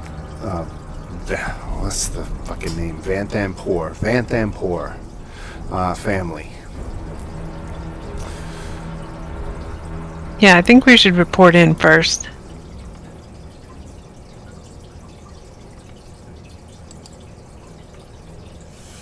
Dan, I now have 60-foot dark vision. Excellent. Let's update that token. 60-foot dark vision. From the goggles. Right. Vision. How come I don't have your vision on, Kyle? That's peculiar. Yeah, I've been having a problem all night with it. Yeah, it's like you're blind. Yeah. Edit token properties. Alright, so let's turn vision on. Save settings. How about that? Is that better? Well, right now I'm surrounded by people, so I'm good. Okay. But now you have night vision to 60 feet, yes? Yes. Alright.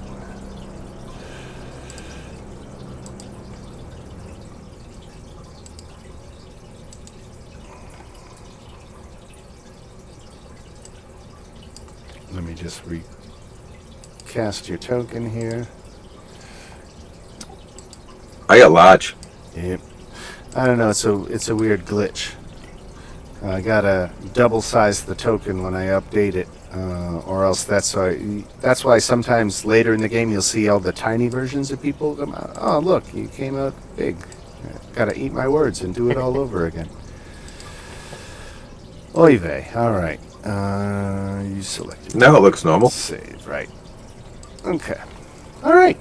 So yeah, everybody up to level 3. New day, new morning. And we've got places to go. Our options of places. Everybody can enjoy the benefits of a new level. So wait, we're leveling up to level 3, I'm sorry, or I thought we Yes. were... Yep. Okay. Fancy's heading to the closest tavern. Well, actually, we got to go to the tavern to report to the guy, don't we? Isn't that where he is? Yeah.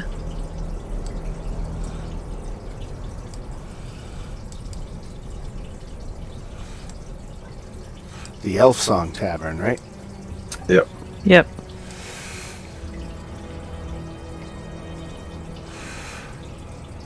I don't know that you dealt with Zodge while he was at the gate. Yeah, actually, that's correct. So I think Zodge would either still be at that gate, or there's a place called the Citadel, which is over here, but you'd have to cut through the upper city to get there. Not that you couldn't do that. It's I think all citizens are allowed in the upper We have city Dagon during with the us. day. Oh, right, because he's watch, right.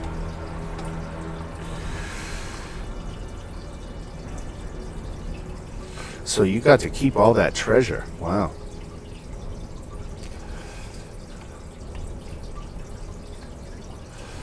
Surprise Dragon Castle. Where next? Okay, so We So- want to go report to that guy. So I'm just skimming this paragraph here that says, where's next? Convinced that his two older brothers conspired to kill him, Mortlock, Vanthempor, urges you to capture or kill Amric at the dockside tavern called the Low Lantern. Mortlock assured you that his mother values Amrac's well-being enough to negotiate for his release if the characters were to capture him. Oh. He suggests that it would be most unwise to oppose a Duke of Baldur's Gate without leverage. So go to the dock, get the guy, then report. Well, you got plenty of time. You can report in first if that's what you'd like. He's not going anywhere. He's at the Low Lantern, which is... Oh, let me show you where the Low Lantern is. It's right here.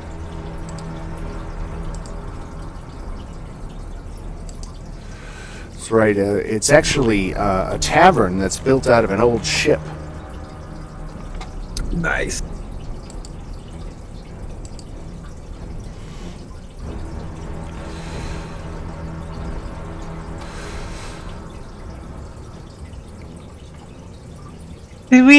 Did you guys last week find out anything about that? What was that other quest that we had with it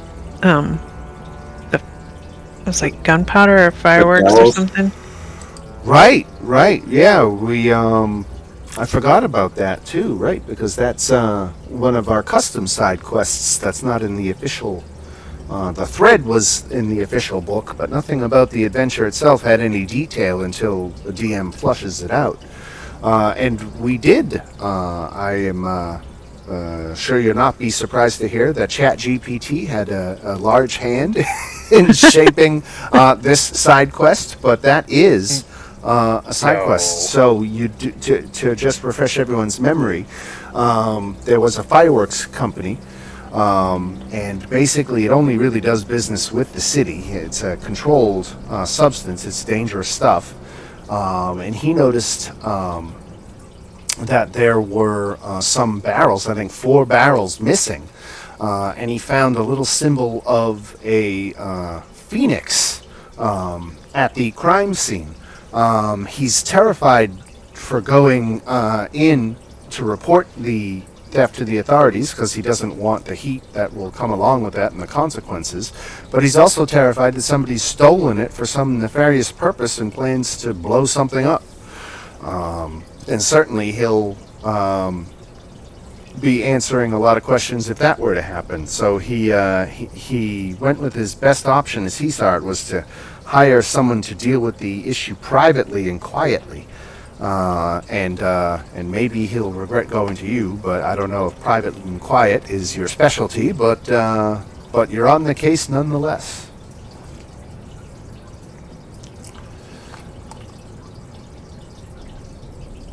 And we still had to meet someone about the Phoenix. Oh, right. Yeah, I Because had that Muriel, right, person. right.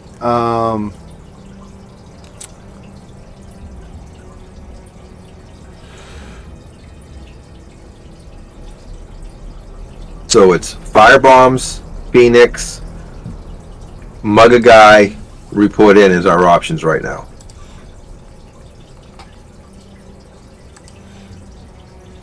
And go to the tavern. Should we go to the tavern? Because that's where we would report in, and also that's where the Phoenix was, my contact. Right. So there's two of them there. And then and Fancy can have a drink. And perform. Alright, so I don't know if Fancy that's likes the main being thing. second fiddle to that elf lady, though. The ghost. Did you ever watch comes that as- movie Crossroads? I'm Ralph Macchio.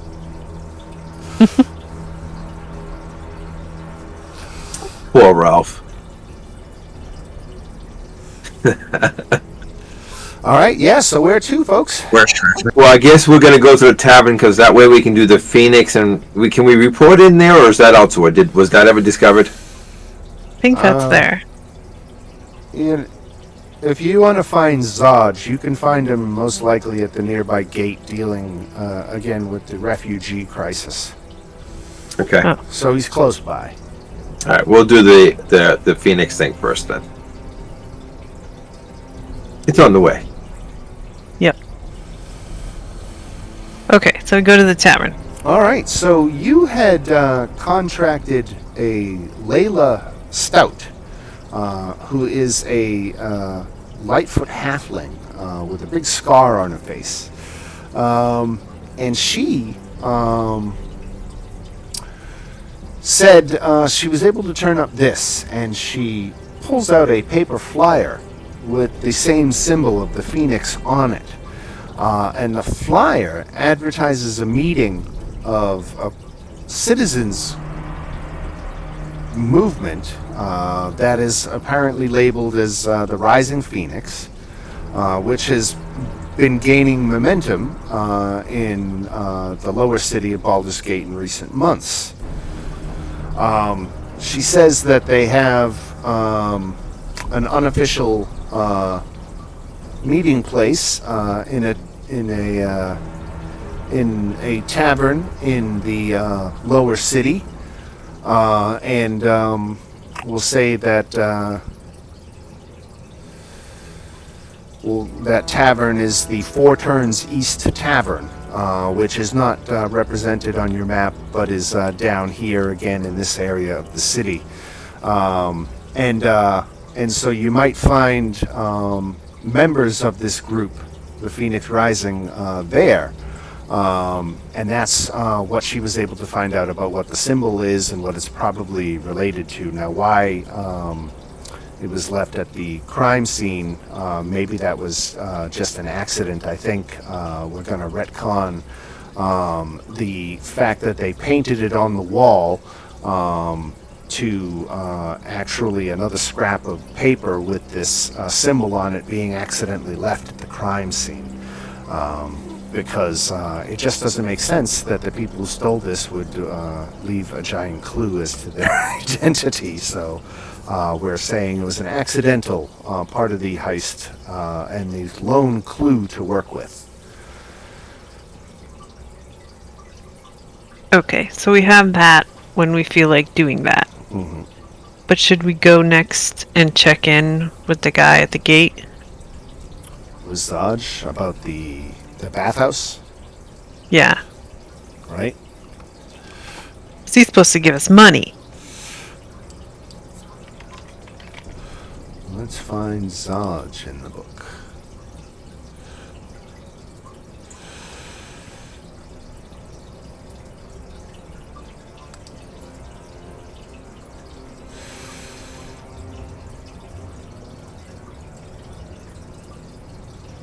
Alright, I'm just looking for... Well, Okay, Captain Zodge's contact, the Elfsong Tavern. Let's back up a little bit. Tavern pages, tavern locations.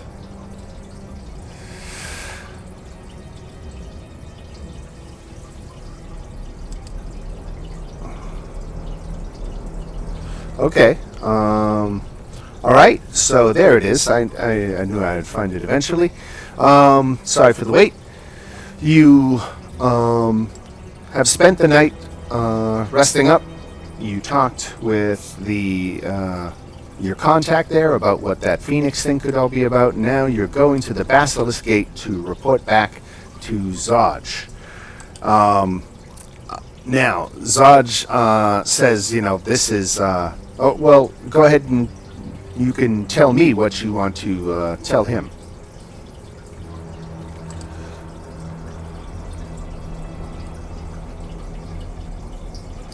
Sorry, back.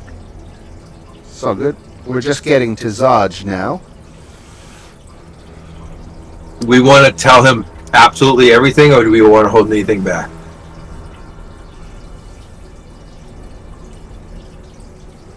Should we tell him? Yeah, do we want to tell him about the Duke and the Sun and all that intrigue? Do we think that he might be able to help us? I don't know. That's what I'm asking. Yeah, or do we want to try to take care of that on our own? Just tell him that we took out the cultist and don't mention anything about the upper ups yet. At least, yeah, for now. That way That's probably a good idea, because we want to go check out the Sun. So maybe just not tell him that yet, at least. All right, and that way we get our 200 gold. Yeah.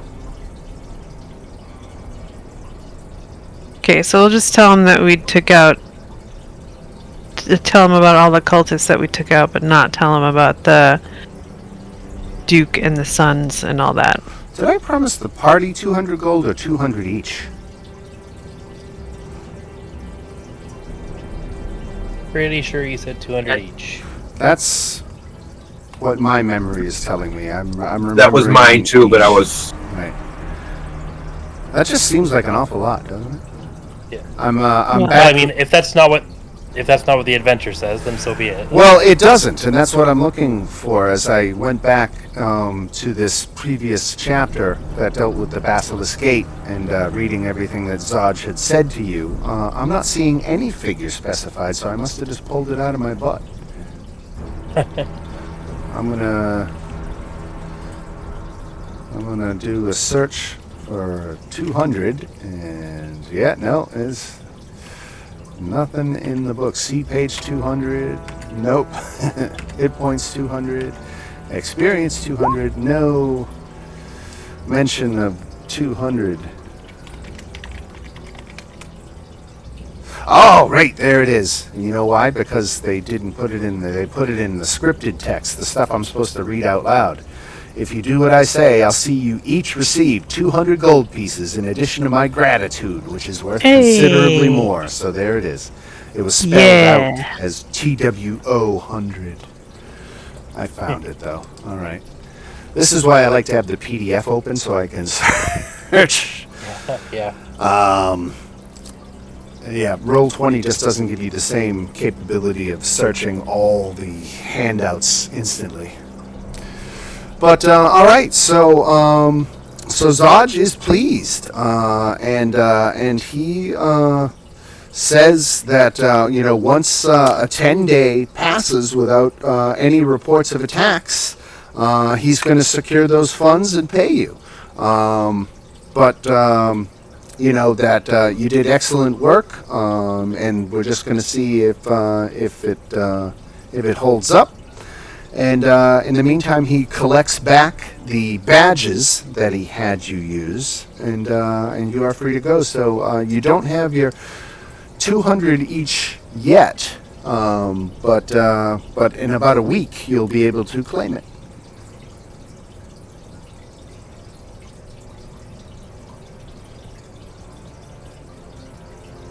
Unless someone wants to argue about that.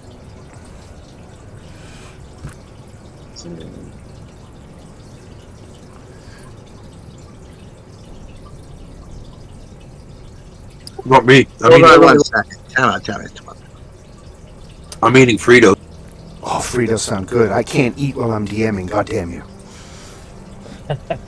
Except piping hot cookies. Apparently. I was about to say, Dan, what do you mean? You can't eat. Yeah. We had to listen to those delicious cookies by only you. Right? I'm still mad about it. Someday we will all play in person, and I'm expecting cookies. Right. You guys want to go to the Low Lantern? Sure. Yeah, that's probably the next. I don't have anything I really want to do now. Because we can do that, then we can hit the ship, and then wasn't there another bar down there we have to hit to now? Yeah. Yeah, for the Phoenix Rising, right?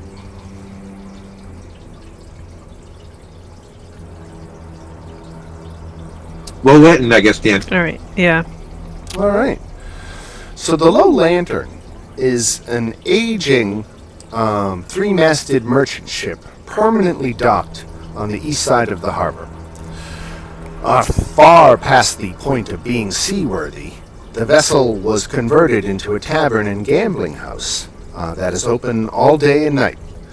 The dice game Baldur's Bones is just as popular here as in other taverns throughout Baldur's Gate.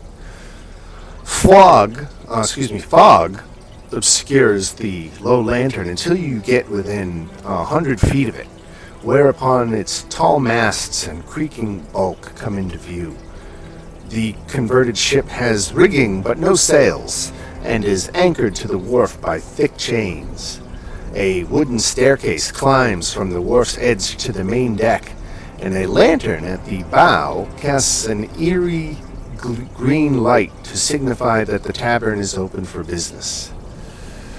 The Low Lantern is quiet during the day, with just a few patrons drinking and gambling below decks. The place really comes alive at night, and is a popular site for conducting clandestine meetings with some of this city's least scrupulous inhabitants, including pirates and off-duty Flaming Fist mercenaries. The owner and proprietor is Lorela Thundreth, a middle-aged female human known as the captain to her staff and regular patrons. Lorela is neutral and doesn't concern herself with the private affairs of her clientele, nor does she mind when visitors get rowdy or turn violent, as long as they're willing to pay for damages afterward. In public, Lorela is often seen with her crab familiar perched on her shoulder, and from dawn till noon she generally is in her cabin at rest. The Low Lantern serves drinks and snacks, but no meals. And the staff includes 2 Kenku bartenders and 6 human bouncers. And again, it's a little quieter during the day, but there are some people there.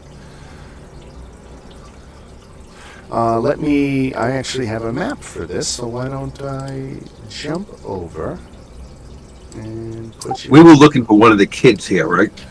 Yeah, it's son. Right, Amric, Banthampur, right.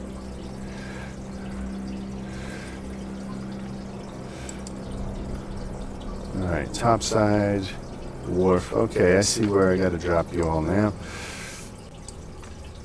There's Muriel. And Dagon, who will be back with us next week. Marcus. Fancy. And Kyle. And Salim. Yay, we all look so healthy. Right? Salim, you're back at full hit Oh, points, except right? Celine. Yeah, everybody's Did we at get a full. long rest? Yeah. Okay, yeah. Sorry.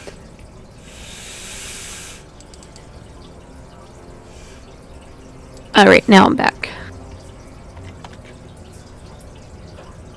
All right, so we're going into the tavern. Yep. All right, everybody, play it cool.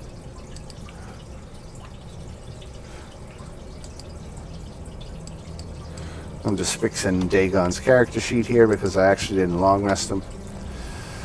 Long rest. If Take we long so rest. if we leveled up to level 3 and we took a long rest, Right. I would have cast Find Familiar before I went to sleep, Okay. and now I have a raven on my shoulder. Very good. Good to have a familiar. Let me see if I have a raven in the compendium here. That's so raven. That raven in the tavern reminded me that I wanted to do that. Let me just grab a raven and pull it in. As you cast a spell, one of them fly over to you.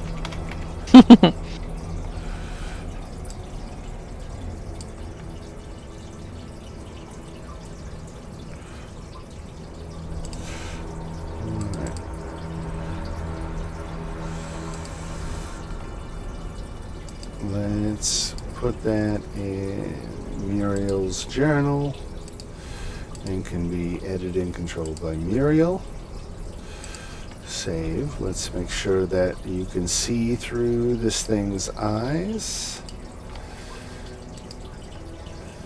Vision is on, no night vision. Save changes. There we go. All right. You've got a crow. Cool. God, crow.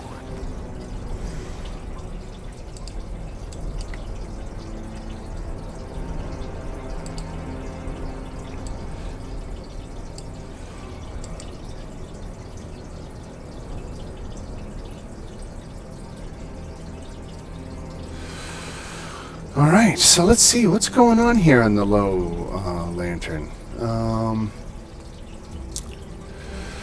So you're looking at the main deck, and it features wooden steps that climb up to the forecastle and aft castle. Another set of stairs descending into the ship. A padlocked wooden hatch fitted with windows acts as a skylight for the deck below. The tavern proper visible through the hatch's glass panes. 4 dead seagulls lie on the deck, and 2 ravens squawk at you from the crow's nest, a 40-foot climb up the ship's rigging. My raven squawks back.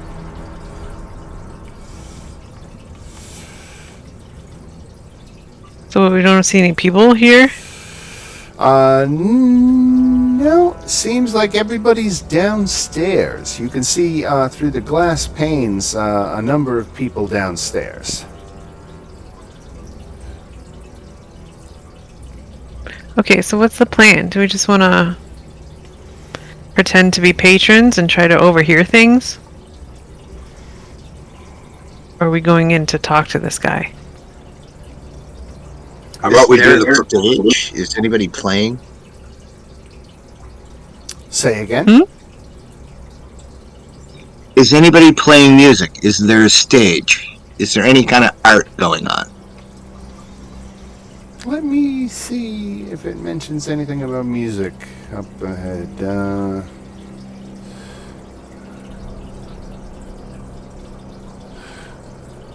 I don't see anything about music being played, so it would be a prime gig for you. Perfect. I'm gonna do it. I'm gonna do one free little. You gotta get jig. downstairs where the people are, though. Yeah, absolutely. Right. Let's go. So there is a set of stairs down right here, right where next to Kyle is standing.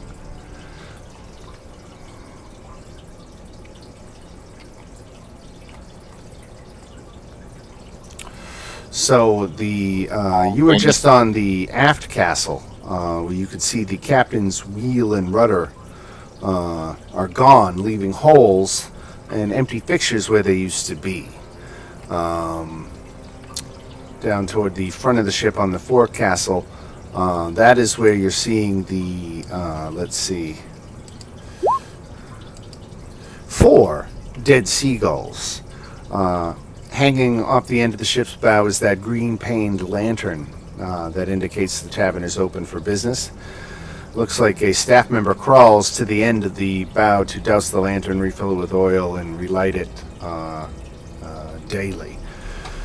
But you want to get to where the people are, Fancy. I can see you're anxious, so I'm going to move you downstairs into the tap room and gambling hall. Muriel Can you going down too? Yeah. All right. I'll move that raven, which is perched on your shoulder. Mm-hmm. This is the busiest and noisiest part of the ship, and it reeks of sweat, cheap ale, rotting timbers, and old vomit. Ugh. Fancy's kind of town. Anybody else going downstairs? Can I see them through the window on the floor? Yes. Yep. So if they get in trouble, I could kick it through and play sniper? Potentially, yeah. You could break the window. I'm going to stay right where I'm at. Fancy, So- are you looking for a place to play music? Is that what we're doing? I'm pretty I'll sure just I be- can go. I'm gonna be a fan of this bard. So, Just go. um, Watch. Wait, before they go down, can I at least mind link with one of them? Just so us on like the top deck in case they need any backup or anything? sure. Alright. So I'm gonna ask, would Fancy or Muriel like to share a mental link? I can. That's fine. Absolutely. That's kind of cool. Alright, I'll just tap your forehead and then I'm like, okay, we're connected. Okay. Did you do that to Fancy too? I can only pick one creature. Okay. I So was a little concerned for your sanity there. Right.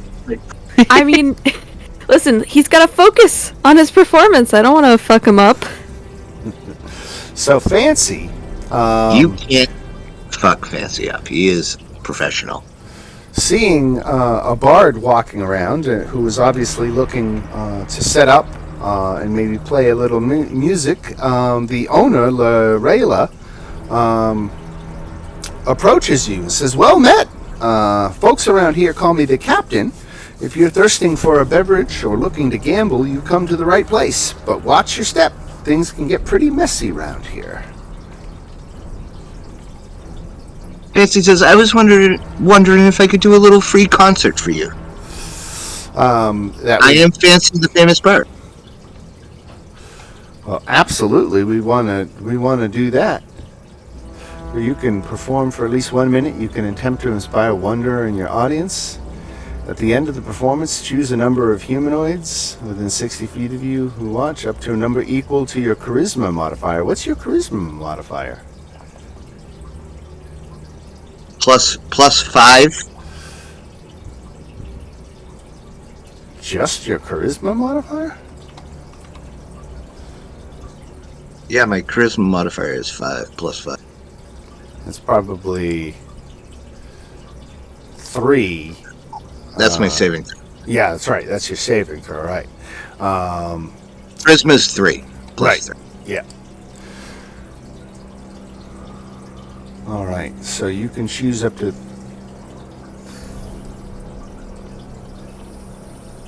3, which succeed on a DC Wisdom saving throw, or they're charmed by you. All right. So which 3 do you want to target? You, the owner. Okay.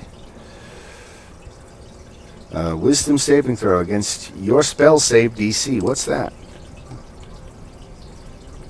I believe it's 13. Okay. The owner made her roll with a 15.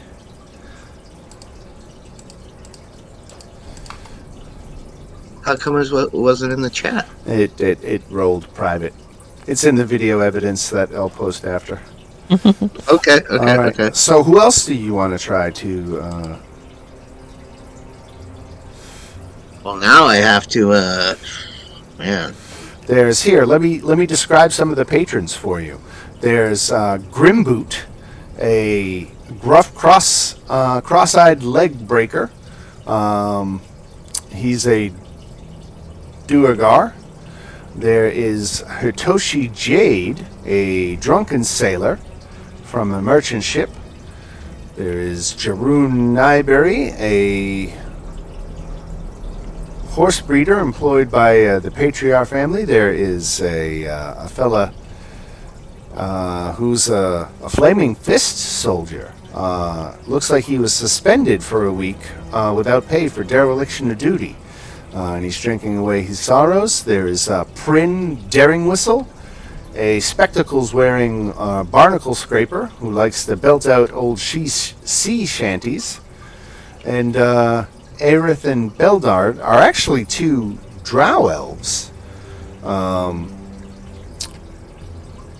who are twins. And so, a couple of drow. All right. I'm going to try and do Aerith and Beldar. All right. Let's see. So that is wisdom saving throws for them.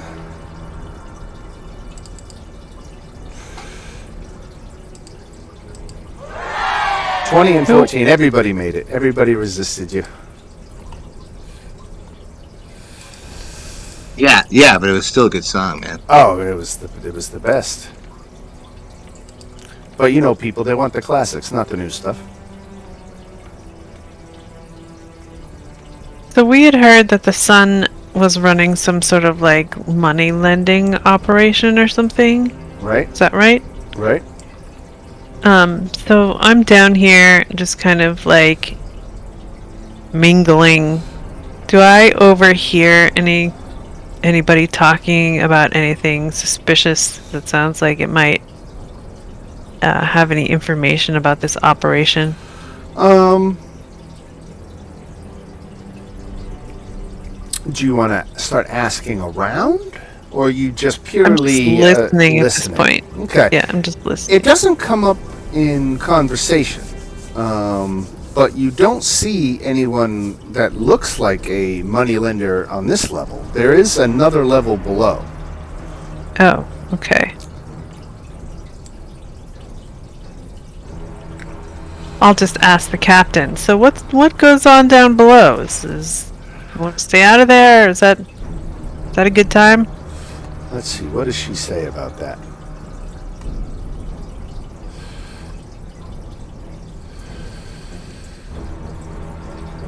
Okay, so she says it's just a lounge. It's a windowless deck that contains another bar, couches, coffee tables, where patrons can socialize and gamble. You think they might enjoy some music? Surely. Maybe some classical? We still got a lot of you out on the main deck. Do you want to come downstairs? Yeah, now that it's been a while, I think I'm gonna wander in.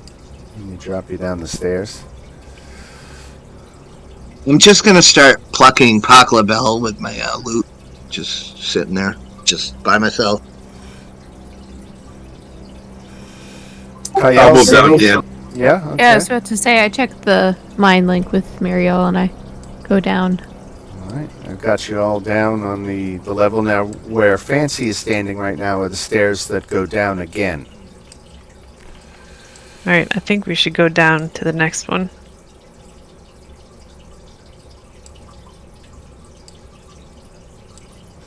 We'll start Once moving. Fancy starts Paklabell, he can't stop, so he'll meet up with you guys later.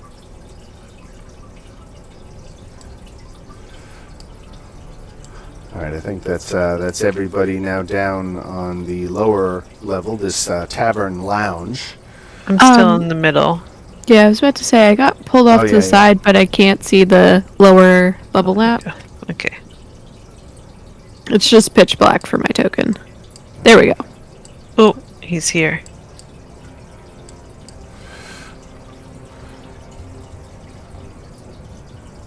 Actually, I don't know. Do I know that? Can I tell that's him? Well, it certainly matches the description. Now, he's turned a pair of couches and a coffee table near the aft wall into his personal office. it would seem.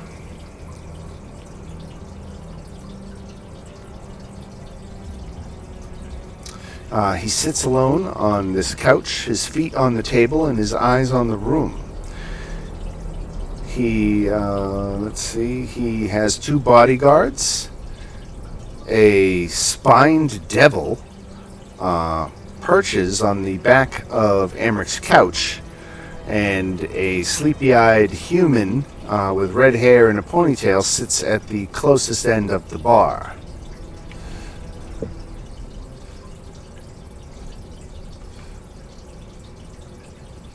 I move back and take a seat at this table.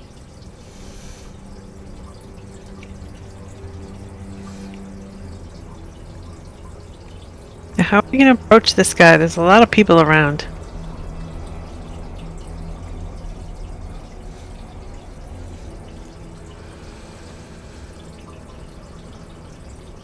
I figure we're gonna try something, then I'm gonna end up shooting people. What do you think? Remove I some don't of know. these If we get in a posts. fight, we're going to be fighting a lot of people because I assume it'll make noise, and then the people from upstairs will come downstairs also. Do we want to try to get him out of here somehow? Well, with that thought about the stairs. Hey, does anyone have the make illusions of fire? The closest thing I have is Mage Hand, if somebody can put some kind of fire in it. I have minor illusion, but I don't think that can do something like that. Yeah, that's all I've got as well. Is it a new day? It is. It is. I mean, I can go through my... Oh, my spells. Okay, somehow they got reset. So you said you wanted minor illusion.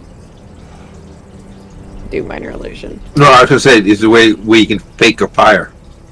Oh yeah, I can take minor illusion because as a sorcerer, I believe I'm allowed to change my spells every day. If I remember that correctly.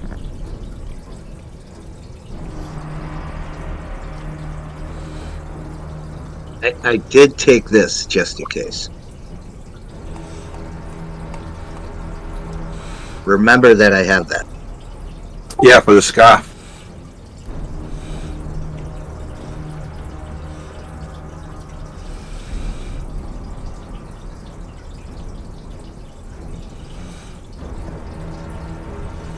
So, what do you guys want to do?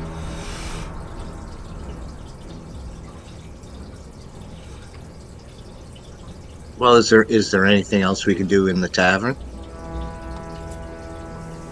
The guy that we came here for is up here.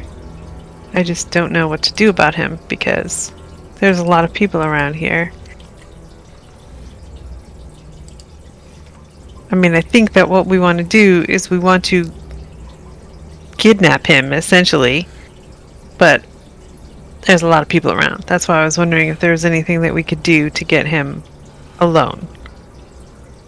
Or at least with fewer people around.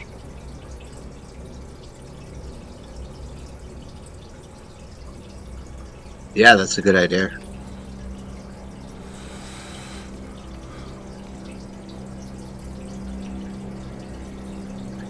Someone should take a swing at one of the thugs and make them all chase him outside.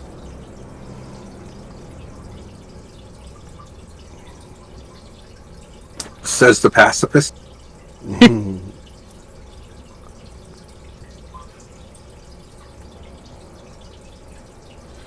I'm still reeling from my earlier failure.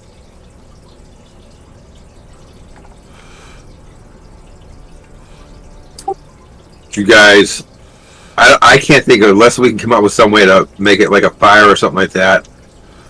I don't see another way besides just brute forcing it. Yeah. I mean, Yeah, I I'll can go into my cast, loot phase. minor I'm gonna be illusion. looting it away. Make it seem like a fire's breaking out. I don't know if minor illusion is that powerful. Right.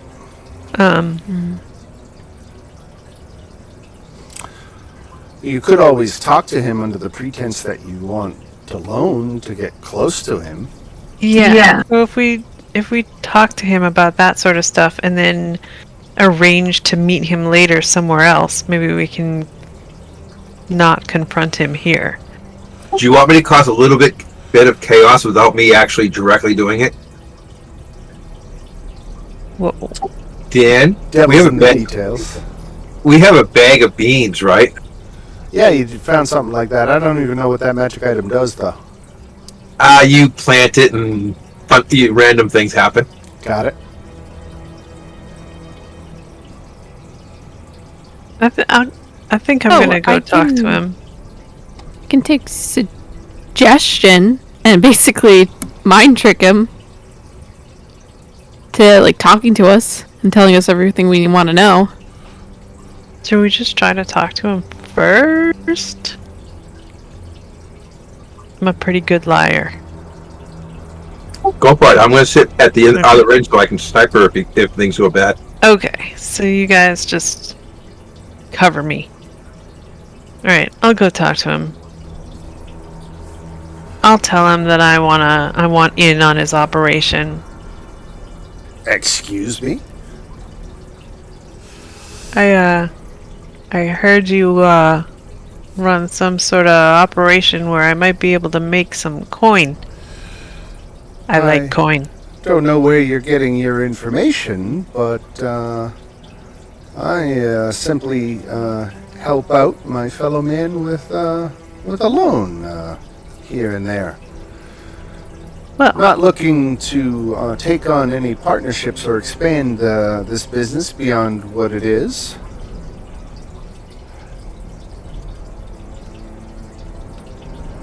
well, that's unfortunate. For you, anyway.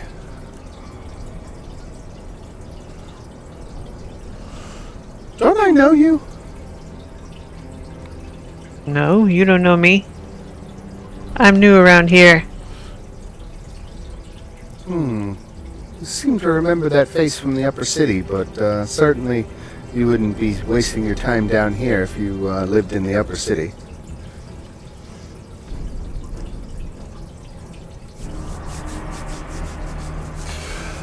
Well, I'm afraid if you don't have any business with me to discuss, that I'm afraid I'm going to have to ask you to leave my office.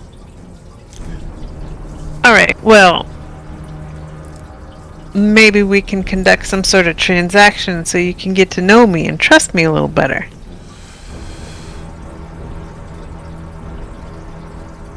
Let me see something real quick.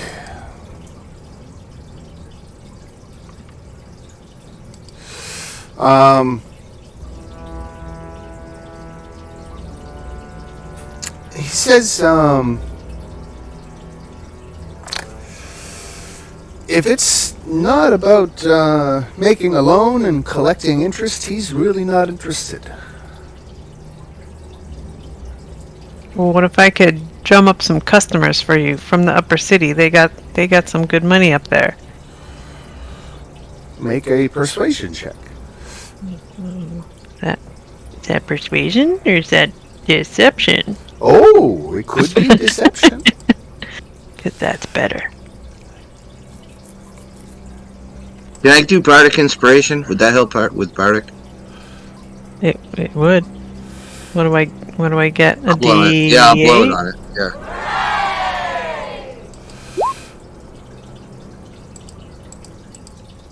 Add another So- D4 to that. D4, and what's the bardic inspiration? A D8? It's a D6. Okay. 8. 21. All right, he rolled a 9 on his insight, so he's not feeling particularly insightful. So he says, "Okay, I'm listening. Anybody else want to help Muriel along with this? Does Muriel want to fly solo for this one, or?" I mean, I'm happy to help. I don't know. Do I look like I'm from the upper city? I know I'm a sage. So, I don't know if I fit the role of like a mark or something. Right.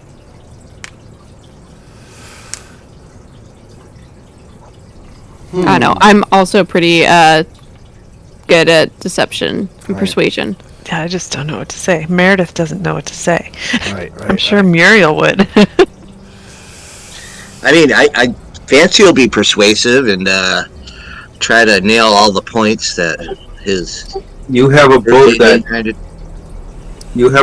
that you're trying to unload quickly. I don't think he's not interested.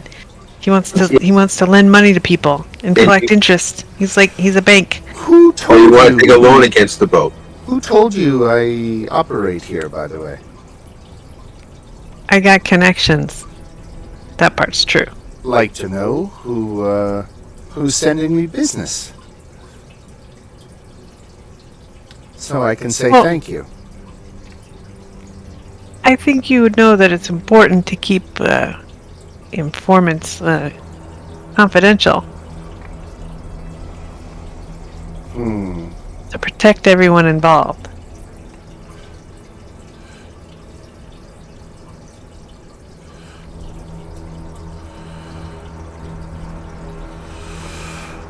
Yeah. All right. Fancy jump in. Yeah, go ahead. Yes, please do. Nancy jumps in and says, what she's saying is, it's obviously a close friend, and our, end goals are all aligned.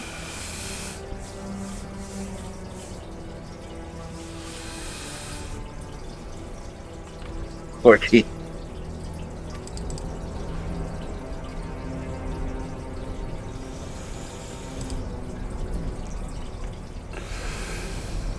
Yeah, he's like, I think perhaps our business is done. If you're not here for a loan, I could, be entertained for a moment, but I'm afraid I have to keep my attention open for actual customers.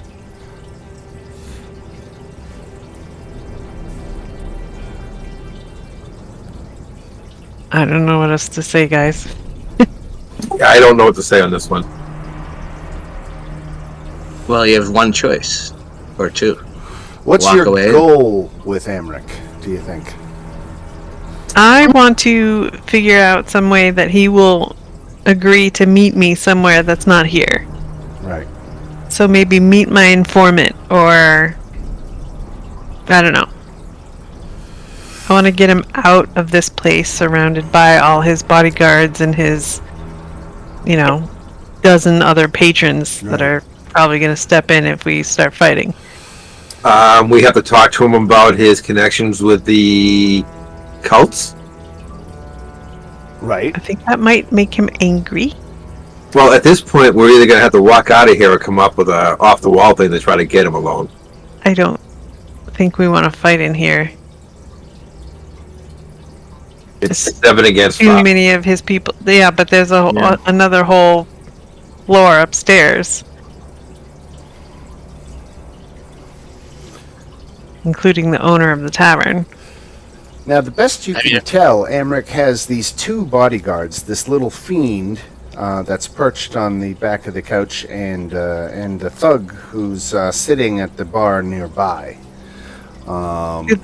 They would appear to be his only two employees. Everybody else is an employee of the tavern, and Lorela had already kind of said that if bad stuff goes down, it's none of her business, and she's not going to interfere on anybody's behalf. There's only 3 of us They here? don't care, so we could, if we get in a scuffle here, nobody's gonna join in.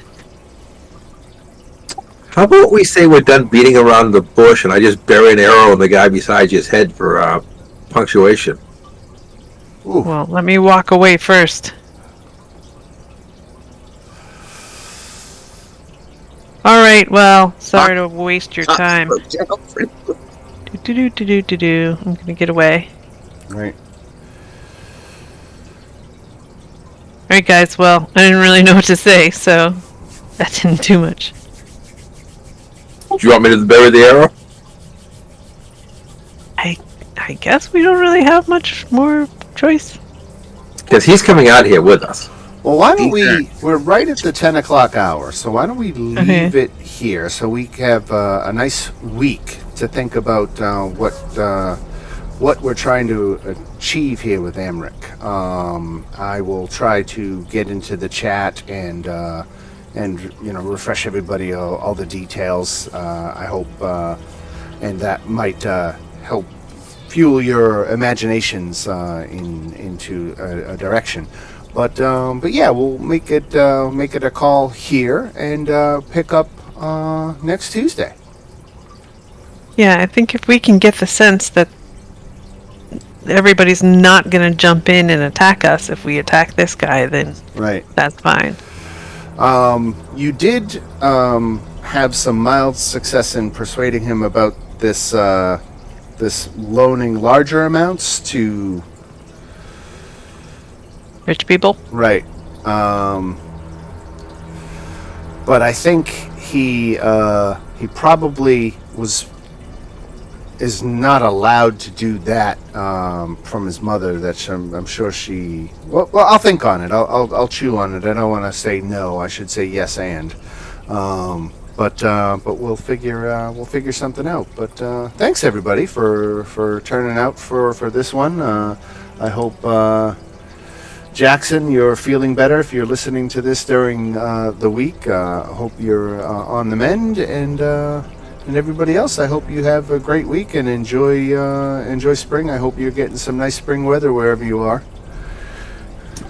It's been nice, yeah. Yeah. Yeah, we had 60 degrees by me, so I actually got to walk through New York City, and it was pretty nice. Nice. Yeah, it was 60 degrees for us here today, too. It was a beautiful day. Started off freaking 28, so you still got to leave the house wearing a scarf and earmuffs, but then it's 60 degrees by the time you get out of work, so. Oh yeah, my boss was literally discussing it. She's like, I don't like that I'm freezing in the morning, but that I'm sweating back home. I'm like, yeah, right. that's the struggle. That is the struggle. All right, folks, you have yourselves a good one. I will hit stop on the recording here and wish you all a good night. Alrighty. Have a good one, guys. That was We'll see ya.